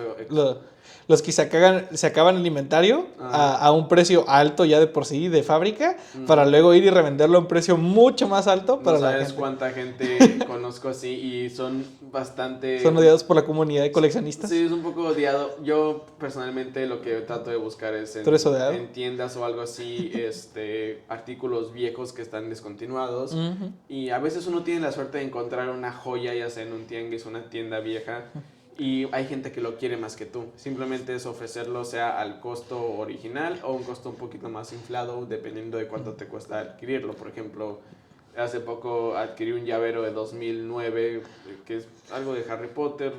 50 pesos me costó, lo vendí a 300. Originalmente costaba 200 Dobby. pesos. Sí, el Dobby. No mencionamos marcas registradas. Pero Dobby no es una marca registrada. quién sabe, ¿Quién tenemos sabe? que buscarlo. Pero pues, ¿O sí? no sé, desea buscar el nombre. A ver Tengo qué curiosidad, pasa. pero no lo quiero buscar. Prefiero quedarme con la ahorita duda. no, sí. Investiguen en casa, por favor. Pero bueno, eso es lo que hacía cuando hacía YouTube falta dinero. fue fair use lo que hicimos con el llaverito. Y ya después pues, mi familia me preguntaba, ¿ocupas dinero o algo? Y yo decía, a lo mejor, tal vez, o sea, nunca insistía porque Lo que salga de su corazón. el costo económico de por sí de la familia para la universidad a veces y para mantenerte lejos de casa, que suena un poco feo, pero el punto es mantener en tu departamento es un poco costoso. Ujú. Y bueno, ya pasamos la hora, wow. Por último, para cerrar el tema de las finanzas personales y hablando un poco, y luego de eso vamos a hablar un poco sobre el tema de la pandemia, ya que como lo decías, tu carrera y específicamente a lo que tú te has dedicado los últimos 4 años, tiene mucho que ver específicamente con lo que nos ha tocado vivir específicamente los últimos 2 años. Perdón, utilicé mucho la palabra específicamente en las últimas frases, pero bueno, las últimas 2 preguntas es, ¿tienes un fondo de emergencia? ¿Sí o no? O sea, tú ahorras de lo que te van mandando para, si en algún mes algo sucede, se les atora a tus papás o tú sufres alguna emergencia, tener ahí un dinero guardado. Tengo un dinero guardado, pero es distinto debido a que están dólares. Como dices, el dólar a veces va a aumentar o va a fluctuar.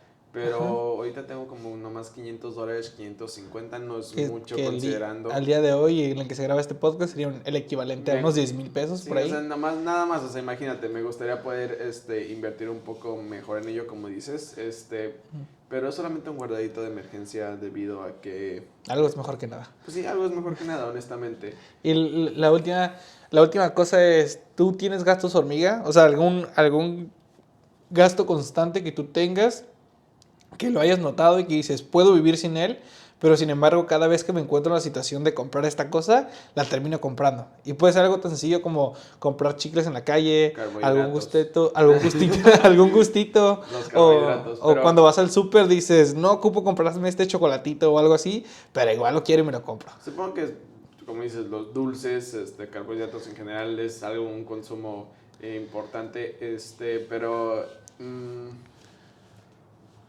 no, pero lo que he escuchado mucho de otra gente es el café. No ¿El sabes café? cuánta gente he Wow, escuchado que yo soy dice, víctima del café. ahí está, o sea, consumo diario de café, hay gente que hasta compra su termo de Starbucks para, entre comillas, ahorrarse, pero un café americano de 40 pesos, pues es una desgracia, supongo. Pero he escuchado a mucha gente. Yo personalmente ya empecé a comprar un café de grano y a hacérmelo en casa. Ujú. Tal vez toma un poco más de tiempo, pero en lo que te hace el desayuno está hecho el café y es mucho más rápido y sencillo. Con el afán de ahorrarte esos pequeños Pues sí te gastos. ahorras y muchas veces el café hasta sabe mejor. O Ujú. sea que un café instantáneo del Oxxo, por ejemplo, he conocido gente que compra el café del Oxxo que cuesta como 20 pesos, creo. Ujú. Aún así es un consumo diario de 20 pesos. Los 20 pesos que puedes hacer en microinversiones, Exactamente. Ajá. literalmente lo estás gastando en café y no te das cuenta. Un café a veces diario. Y luego te preguntas, no, pues si yo tenía 500 pesos para la semana y es jueves y ya se me acabó, pues que se me fue el dinero. Sí, o sea, honestamente te digo, yo personalmente no he gastado dinero, así que digamos, tal vez comer fuera, pero eso es por flojera ya, Ah, que eso es me da diferente. flojera cocinar. Eso no es un gasto hormiga, pues ya, ¿cuánto Es te que dices gastas? que es un gasto hormiga, pero si cocinas todos los días es como de, bueno. No, un gasto hormiga son pequeñas cositas que no das cuenta. O sea, por ejemplo, salir del campus y comprarte unas papitas con chile allá afuera, eso es un gasto hormiga. En el Ay, sentido de que son que 10 pesitos, 15 pesitos cuando mucho. bueno, pues Y, entonces regresamos al café. Literalmente es lo ajá. único que he escuchado. Y bueno, eso es todo. Así que amigos, pónganle atención a los gastos hormiga. Y pasando un poco más al tema de la pandemia, a mí me interesa específicamente en el sentido de que se especula bastante sobre que entre más rápido salgamos de la pandemia completamente o básicamente adaptemos nuestra vida a más o menos un híbrido entre lo que vivíamos antes y lo que vivimos ahora, en el sentido de que podemos seguir adaptando estos métodos de seguridad para cuidarnos de alguna clase de contagio, pero al mismo tiempo tratando de regresar a lo que era la vida normal antes de la pandemia. Entonces, en ese sentido, yo creo que igual y mucha gente puede todavía, aún a estas alturas, tener una gran confusión entre qué es un virus y qué es una bacteria. Y me gustaría si nos puedes dar una pequeña explicación así básica y sencilla, sin entrar a lo muy técnico, de cuál es la diferencia entre ellos. Pues así muy sencillo. Una bacteria es un ser vivo que tiene un núcleo, tiene información genética, tiene ADN. Es algo que se alimenta y se multiplica de una manera específica que conocemos celularmente. Y en sí muchas veces infecta y causa ciertas enfermedades. Y luego tienes un virus que... El virus se ha debatido mucho si está, entre comillas, vivo o no, debido a que técnicamente el virus simplemente es un cúmulo de ARN o de nucleótidos específicos. Es decir, es información que de alguna manera se mete a células sanas, o inclusive a unas bacterias puede ser, Ujú. y los infecta por dentro, te controla más o menos la célula y empieza a reproducirse a sí mismo dentro de ella y luego hace explotar la célula. Es muy difícil de comprender en ese sentido, pero en sí es como una máquina que no para de funcionar. El virus es un kamikaze. No porque técnicamente se reproduce, no se destruye a sí mismo. Ah, ok. Así que es lo interesante de los virus. Son bastante interesantes. Si alguna vez tienen la oportunidad de buscar más videos o leer sobre ellos, el debate sobre ellos es increíble y muchas veces encuentras cosas eh, que son funcionales, no necesariamente son algo horrible. Por ejemplo, bacteriófagos que son virus que específicamente matan bacterias específicas y que no tocan ninguna otra célula. O sea, Ok. esa es la diferencia en sí. Ahora, pasando a la segunda pregunta es, normalmente, bueno, más bien, durante esta pandemia hemos escuchado bastante, por no decir exageradamente mucho, sobre diferentes tipos de variantes. Por ejemplo, tuvimos la gamma, la delta, la omega, ahora la omicron. O sea, en ese sentido, ¿qué son las variantes? ¿Cómo suceden? ¿Y qué tan normal es que estas variantes sucedan? Bueno, las variantes es una temática que es no tan sencilla, pero en sí es como la complejidad de la vida. Todo el mundo conoce la teoría de la evolución, sabemos cómo las cosas van cambiando, inclusive creo que hemos escuchado de bacterias resistentes a ciertos medicamentos y esto es porque cambian constantemente. Lo mismo es para los virus. Los virus en sí toman, como dije, nuestras propias células y a veces las manejan para construir las bases de más virus. Para Y producirse, básicamente. ajá, y en ese periodo puede haber lo que se hace como un cruce genético en el cual por accidente o simplemente por evolución natural el virus toma ciertas características que antes no se encontraban. El motivo por el cual tenemos tantas evoluciones de lo que es el virus del coronavirus es porque muchas veces en sus protein spikes, que es normalmente en lo que se ancla a nuestras células. Las proteínas en las que se conforman nuestras células, básicamente. No, son proteínas que se encuentran en la superficie del virus. Uh-huh. Normalmente estas se anclan a las células de una manera muy específica donde, como dices, encajan, pero de otra manera. Uh-huh. Y se adaptan y cambian por persona. Por ejemplo, una persona puede tener una variante, pero dentro de su mismo cuerpo el virus cambia completamente y muchas veces como son miles de copias las que salen de una célula muerta, pues entonces completamente la persona puede tener entonces dos variantes y transmitir la nueva y así sucesivamente va a ir cambiando y cuando hay suficientes cambios en la estructura es donde empiezas a ver una nueva variante porque es completamente distinta. Normalmente hay como cambios minúsculos entre una persona y otra, pero normalmente son identificables. Pero ya cuando es algo casi completamente distinta debido a los suficientes cambios realizados es donde encuentras una nueva variante y muchas veces con características completamente distintas, que es por eso que la gente le tenía miedo a la variante Delta, ahora escuchamos Omicron y ahora están haciendo pruebas para ver qué es el Omicron. Bueno, por lo último que he investigado, el Omicron, por así decirlo, es una buena noticia en el sentido de que si Omicron se vuelve muchísimo más constante que Delta, es bueno porque Omicron no nos genera tantos, o sea, los efectos o los síntomas y hashtag esto, yo no soy médico, o sea, eso fue lo que yo investigué, así que no tomen mi opinión como algo científico y comprobado, es como de lo que yo he investigado, de lo que yo he leído, básicamente es que como Omicron nos da efectos o síntomas muchísimo más leves en el sentido de que es más cerca de una gripa que de lo que conocíamos como el coronavirus antes. También se transmite y se pasa de un ser humano a otro o de un organismo a otro muchísimo más rápido. Es mucho mejor el hecho de que Omicron empiece a crecer porque el crecimiento en la variante Omicron va a hacer que baje la cantidad de deltas.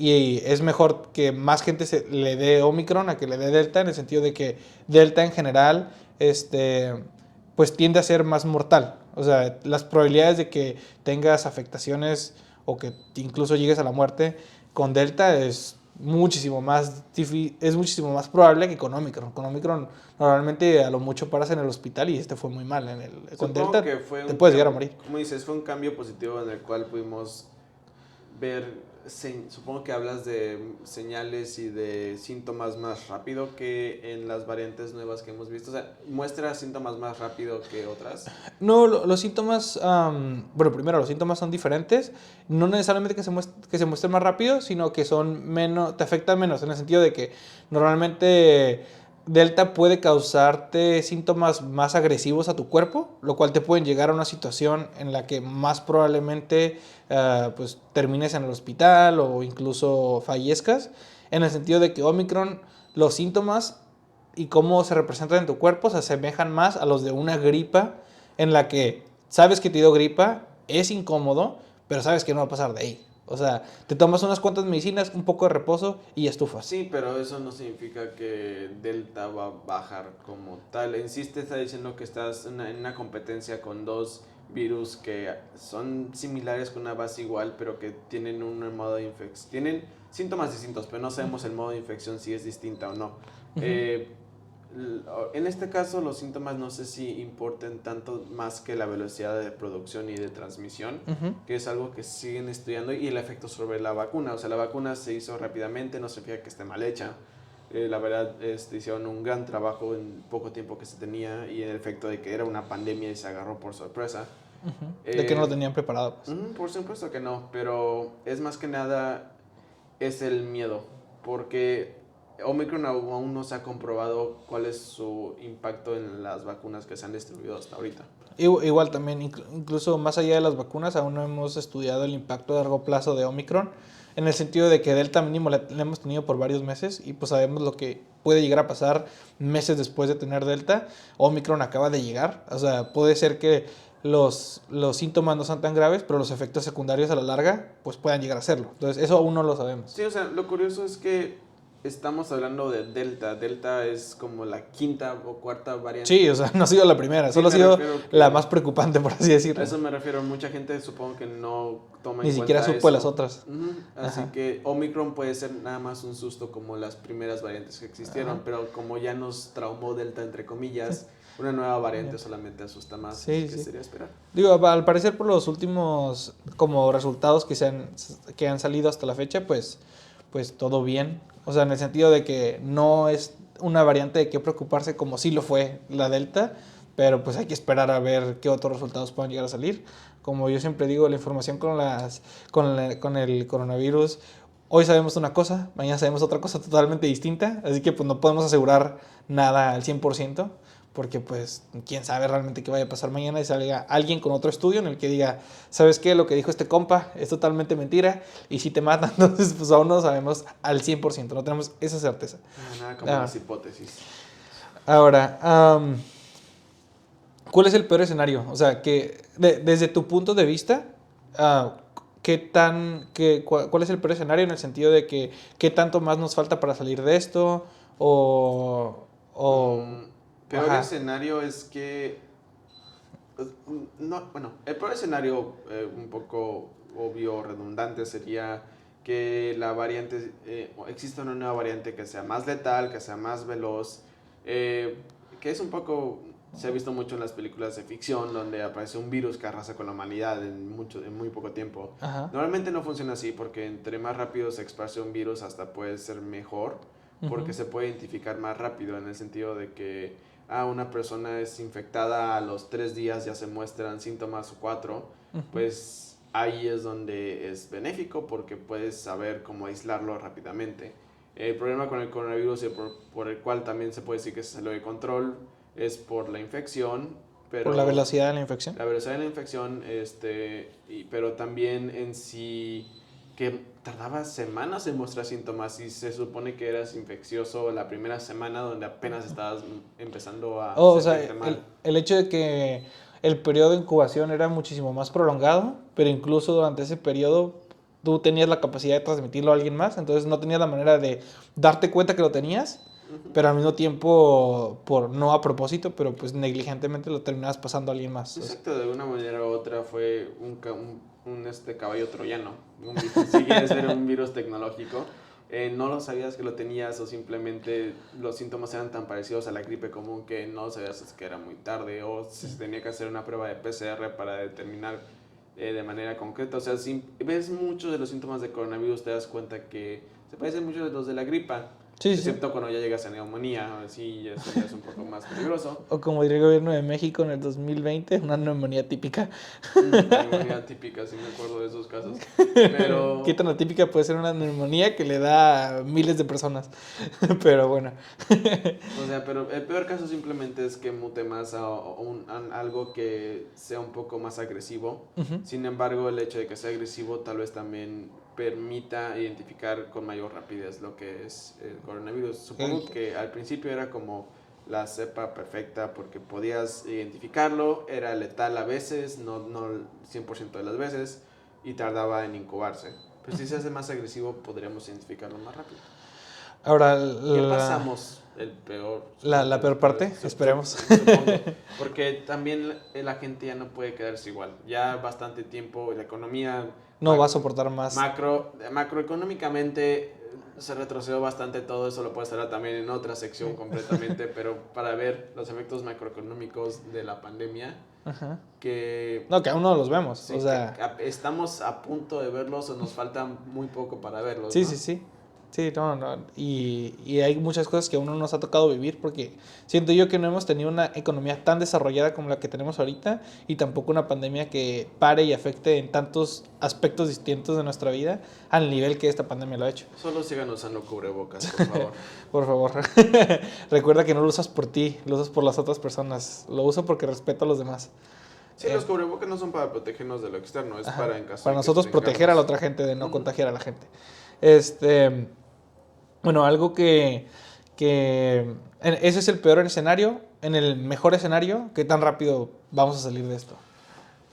No creo que salgamos como tal, supongo que es un poco preocupante de escuchar, pero el coronavirus por la manera en que ha actuado, por todas las variantes que han surgido, por la velocidad de contaminación, Llegó para quedarse. llegó para quedarse. Es algo que tendremos que vivir cotidianamente con ello, ya sea una nueva variante cada año o simplemente acostumbrarnos a usar un cubrebocas en ciertos lugares o tener mayores precauciones. Si tienes una fiebre, no vas a salir, tal vez tengas coronavirus, no estoy seguro, pero Que es algo tan común como lo es la gripa típica que nos da, estacionaria podría estacionaria, o la influenza, que igual nos sigue dando influenza, solo que ya no nos preocupa el punto de que la hemos controlado de ser. cierta No nos manera. preocupa el punto que la gente no se inyecta cada temporada. No se vuelve, no se da su refuerzo inmunológico para Sí, seguir o sea, llega protegido. un punto en el cual la gente dice, ok, temporada de influenza, ok, ya. Ajá. Pero se supone que tienes que darte una vacuna contra la influenza estacionaria en cada estación, o sea, Digo, porque cada año. al final, aunque ya hayamos pasado la etapa de la influenza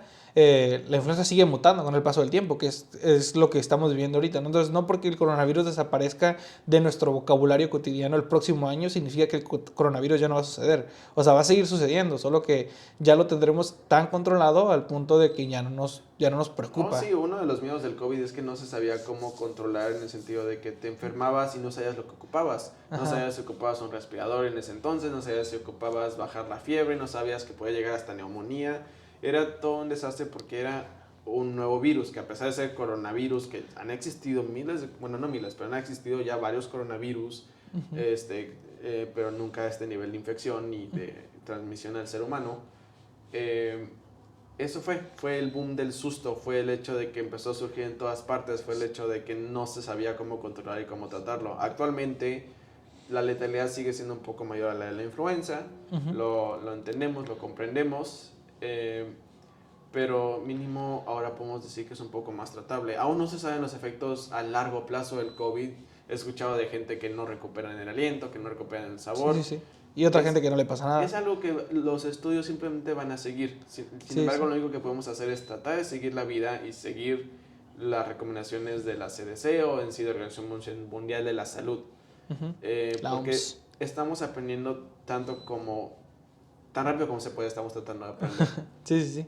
Y ya por último, más o menos para cerrar esta parte de peor y mejor escenario, ¿tú cuándo crees que sería, que según lo que se pauta ahorita en la comunidad científica, cuándo se ve que estaremos saliendo de esta etapa de alerta constante sobre el coronavirus? En el sentido de que siento que de cierta manera ya salimos, o sea, ya mucha gente está empezando a recuperar. Había escuchado de estudios que dicen que hasta 2025, por Wow, ejemplo. o sea, que seguiríamos con restricciones de sana distancia y todo eso hasta Me 2025. refiero a la preocupación constante del existente del Como virus, a de la las paranoia de variantes. ponte antibacterial, trae la mascarilla puesta, Pues más o menos sí, o sea, no te alejes, báñate primero. hay gente que lo está usando como herramienta política, hay gente que simplemente está tratando de limitar el miedo a la población, pero los efectos del COVID podrían verse hasta 2023. He escuchado que, o sea, los números cambian constantemente conforme salen nuevas variantes, conforme el efecto de Los la planes vacuna. cambian sobre la marcha.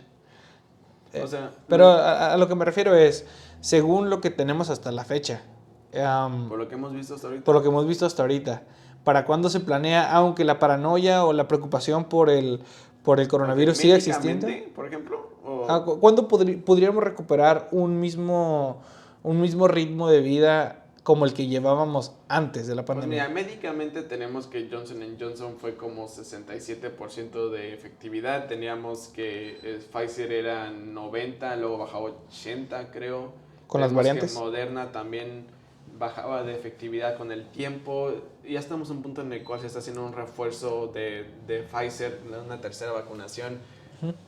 No estoy diciendo que las vacunas fueron mal hechas, estoy diciendo que simplemente el virus está evolucionando, está Pues las cambiando. vacunas también tienen que evolucionar junto con el No virus. hemos vivido una pandemia en 106 años y nadie podría decir que estábamos preparados. Ni tus abuelitos saben.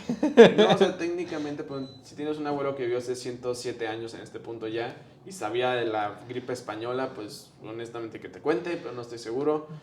O sea, esa fue la última pandemia de tal magnitud como la que estamos viviendo ahorita. No estoy seguro si de inclusive la misma magnitud, porque con los vuelos internacionales, con Ok. el intercambio de La globalización bienes, de nuestro la planeta globalización nos ha llevado a un acelerar el peligro proceso de mayor. infección, ¿no? De alguna manera. Pero pues regresar a la normalidad, ya estamos tratando de hacerlo ahorita. Ok. Poco a poco, con cubrebocas, yendo al trabajo. Y ya la última, ahora sí, última pregunta cuando se trata de la pandemia. ¿Qué fue diferente con esta pandemia del coronavirus? Diferente de la posible pandemia que pudimos haber vivido en el 2019 a raíz de la influenza, que nos tocó vivirla en México, en el sentido de que nosotros no llegamos a pandemia, llegamos solo a epidemia, porque más o menos, ¿no? Porque no salió mucho de México la influenza. O sea, sí salió, pero no al grado de enciérrese todo el mundo. Entonces, y en este caso el coronavirus con China, pues primero dijimos, no, pues es una infección, luego es una epidemia en China y luego ya se volvió pandemia a nivel mundial. Eh, um, honestamente no sabría decirte porque o sea, se estudia mucho la respuesta al coronavirus. Es algo que después se Ya. empezaron a hacer cursos de infección y todo, pero por lo que se podría decir a simple vista en generalidades, el RNAT, que es la cantidad de gente de infección o el foco de infección de que una persona puede contagiar a 3, 4. Actualmente no estoy muy seguro de cuál es el número del coronavirus, pero la velocidad de esparcimiento y el hecho de que los síntomas aparecían semanas después y que eran bastante confundibles con una gripe normal, supongo que fue un gran motivo por el cual si vieron tantas diferencias. Puedes decir que la influenza fue, como se dice, un susto, el cual le pusieron una atención bastante grande con bastante rapidez y lo cerraron. Te recuerdo que el coronavirus había comenzado y no se creyó que era una enfermedad. Se habían mostrado signos desde en diciembre, creo que Sí, del como desde año. noviembre del 2019 en China ya era Por esto es COVID, un tema de por preocupación. esto es COVID-19, a pesar de que Ah, sí, empezamos a sí, escuchar por de eso se los llama 19, brotes en, 2021. en 20, no, a Ajá, principios de enero, febrero, sí, ya sí, en sí. marzo es cuando la gente empezó a asustarse. Porque yo sí recuerdo, o sea, cuando era niño, estar en la escuela y que sí nos tocó como una o 2 semanas de vacaciones a raíz de la influenza. O sea, no al punto de se cancelan las clases y todo remoto, solo fue como 1 o 2 semanas. Existía, no recuerdo de en qué página, de qué universidad estadounidense, pero la tengo guardada ahí, que te mostraba cómo se iba esparciendo el coronavirus, número de muertes, bueno, fallecimientos, perdón, Ajá, números de infecciones alrededor de globo, del globo. del Ajá. globo terráqueo. Habías iniciado a comer un poco de rojo en China, después poco a poco fue aumentándose y ya para marzo constantemente veía la página para ver cuántos casos había en México, con cuánto esparcimiento. Llegaba un punto en el cual diario te decían cuántos y desgraciadamente con el tiempo ya no son números, simplemente son estadísticas. Donde antes te decían cuánta gente había fallecido, cuánta gente estaba infectada. Igual ahora cada vez la gente quiere saber menos. O Sí, sea, llegó un punto en el cual subieron tanto los casos que se hicieron porcentajes, sí, aumentos de porcentajes en vez de... Ya era muy difícil es, contar millones, billones, bueno, no es billones, pero... muchísimo menos preocupante ver, subió 1%, a saber que ese 1% representa 1 billón de personas o algo así, ¿no? O sea, pero pues sí, o sea, simplemente fue el control, fue la velocidad, fue la naturaleza del virus y Supongo que fue un cambio del cual vamos a estar hablando por muchos años. Nos tocó un suceso que te digo, no había pasado ya en 106, 107 años. Y esperemos que no suceda. Ahora cada rato vas a estar escuchando de que la nueva pandemia y vas a escuchar un virus, sea en África, sea en Asia, sea en América. Ahora ya todo va a ser la próxima pandemia. Honestamente he visto como 3 Posibles publicaciones donde dice ya la posible próxima pandemia. De una manera u otra. Es algo que nos ha impactado y va a seguir impactándonos de alguna manera u otra. Socialmente en especial porque... ¿Cuántos niños nacieron durante la pandemia? Bastantes. Esto seca, perdón. Bueno, y ya para terminar, bueno, primero muchísimas gracias por haber aceptado hacer el podcast. Segundo, muchísimas gracias por haberme regalado un poco de tu tiempo, o bueno, bastante de tu tiempo. Si hay algo que le quisiera decir a algún futuro estudiante foráneo o a un estudiante foráneo como consejo o una palabra de aliento, ¿qué le dirías? Tanto financieramente hablando como en la parte de la experiencia en la universidad. En ambos Aprende a sentidos. cocinar, el alcohol no lo es todo, así que no se te ocurre. Viajes son importantes, pero con medida. No vayas a hacer un viaje de 10,000 pesos al mes. Y siempre busca invertir en comunidad o en personas. Si vives solo en un apartamento está un poco más difícil, pero si vives con una comunidad, trata de ver cómo todos pueden hacer cooperacha, cómo todos se pueden ayudar. Y pues sé que será difícil al principio, pero tienes que aprender a ser responsable. Tienes que cuidarte de ti mismo. Aprende a limpiar tu baño, aspirar a todo lo que tengas que hacer. De cierta manera, tu peor enemigo eres tú. Y compra toppers. Sé que es una inversión cara y se ve costoso, créeme. Por eso tu mamá se enojaba cuando perdías los toppers. Ay, que sí, no. Cada topper cuesta como 50 pesos. O sea, Lo caro. valoras más cuando a ti te costó el topper. El punto es que los toppers te van a salvar. Así que muchas veces para meter comida, guardarlo, lo que quieras, te recomiendo que busques toppers. Y pues si vives en la Ciudad de México, en el centro, va a haber un queso llamado Los Volcanes. Sé que no debería estar dando promoción, pero el queso de Los Volcanes ahora, aunque sea no sé si es ecológicamente agradable, te vienen toppers. Oh, así wow. de plástico, o sea, son plásticos duros. Tal vez no sean herméticamente sellados, pero son bastante útiles por si quieres comprar queso panela o queso Oaxaca y guardar algo para que no se eche a perder por un tiempo. O sea, vienen dos en uno. Te dan un topper y tu queso. Y tu queso. Ah, huevo. Y las quesadillas no son todo, recuerdan. Gracias. La quesadilla no es la mejor forma de conducir tu alimentación. Evita quesadillas, evita maruchans, evita atún, no te van a salvar. Y ya por último, y para despedirte, si la gente te quiere seguir. No, Ok. No, pues nada, entonces que no te sigan. Privado, Entonces, si no lo quieren seguir a él, síganme a mí, como @Miguel_invierte en Instagram. Ahí trato de Contacten compartir. a Miguel si quieren. Por Instagram, por favor. No por olviden, Instagram. no olviden suscribirse. Claro que sí. Eso ha sido todo por el día de hoy. Espero que tengan un excelente día. Y como siempre, los veo en un futuro video. Muchísimas gracias. Bye bye.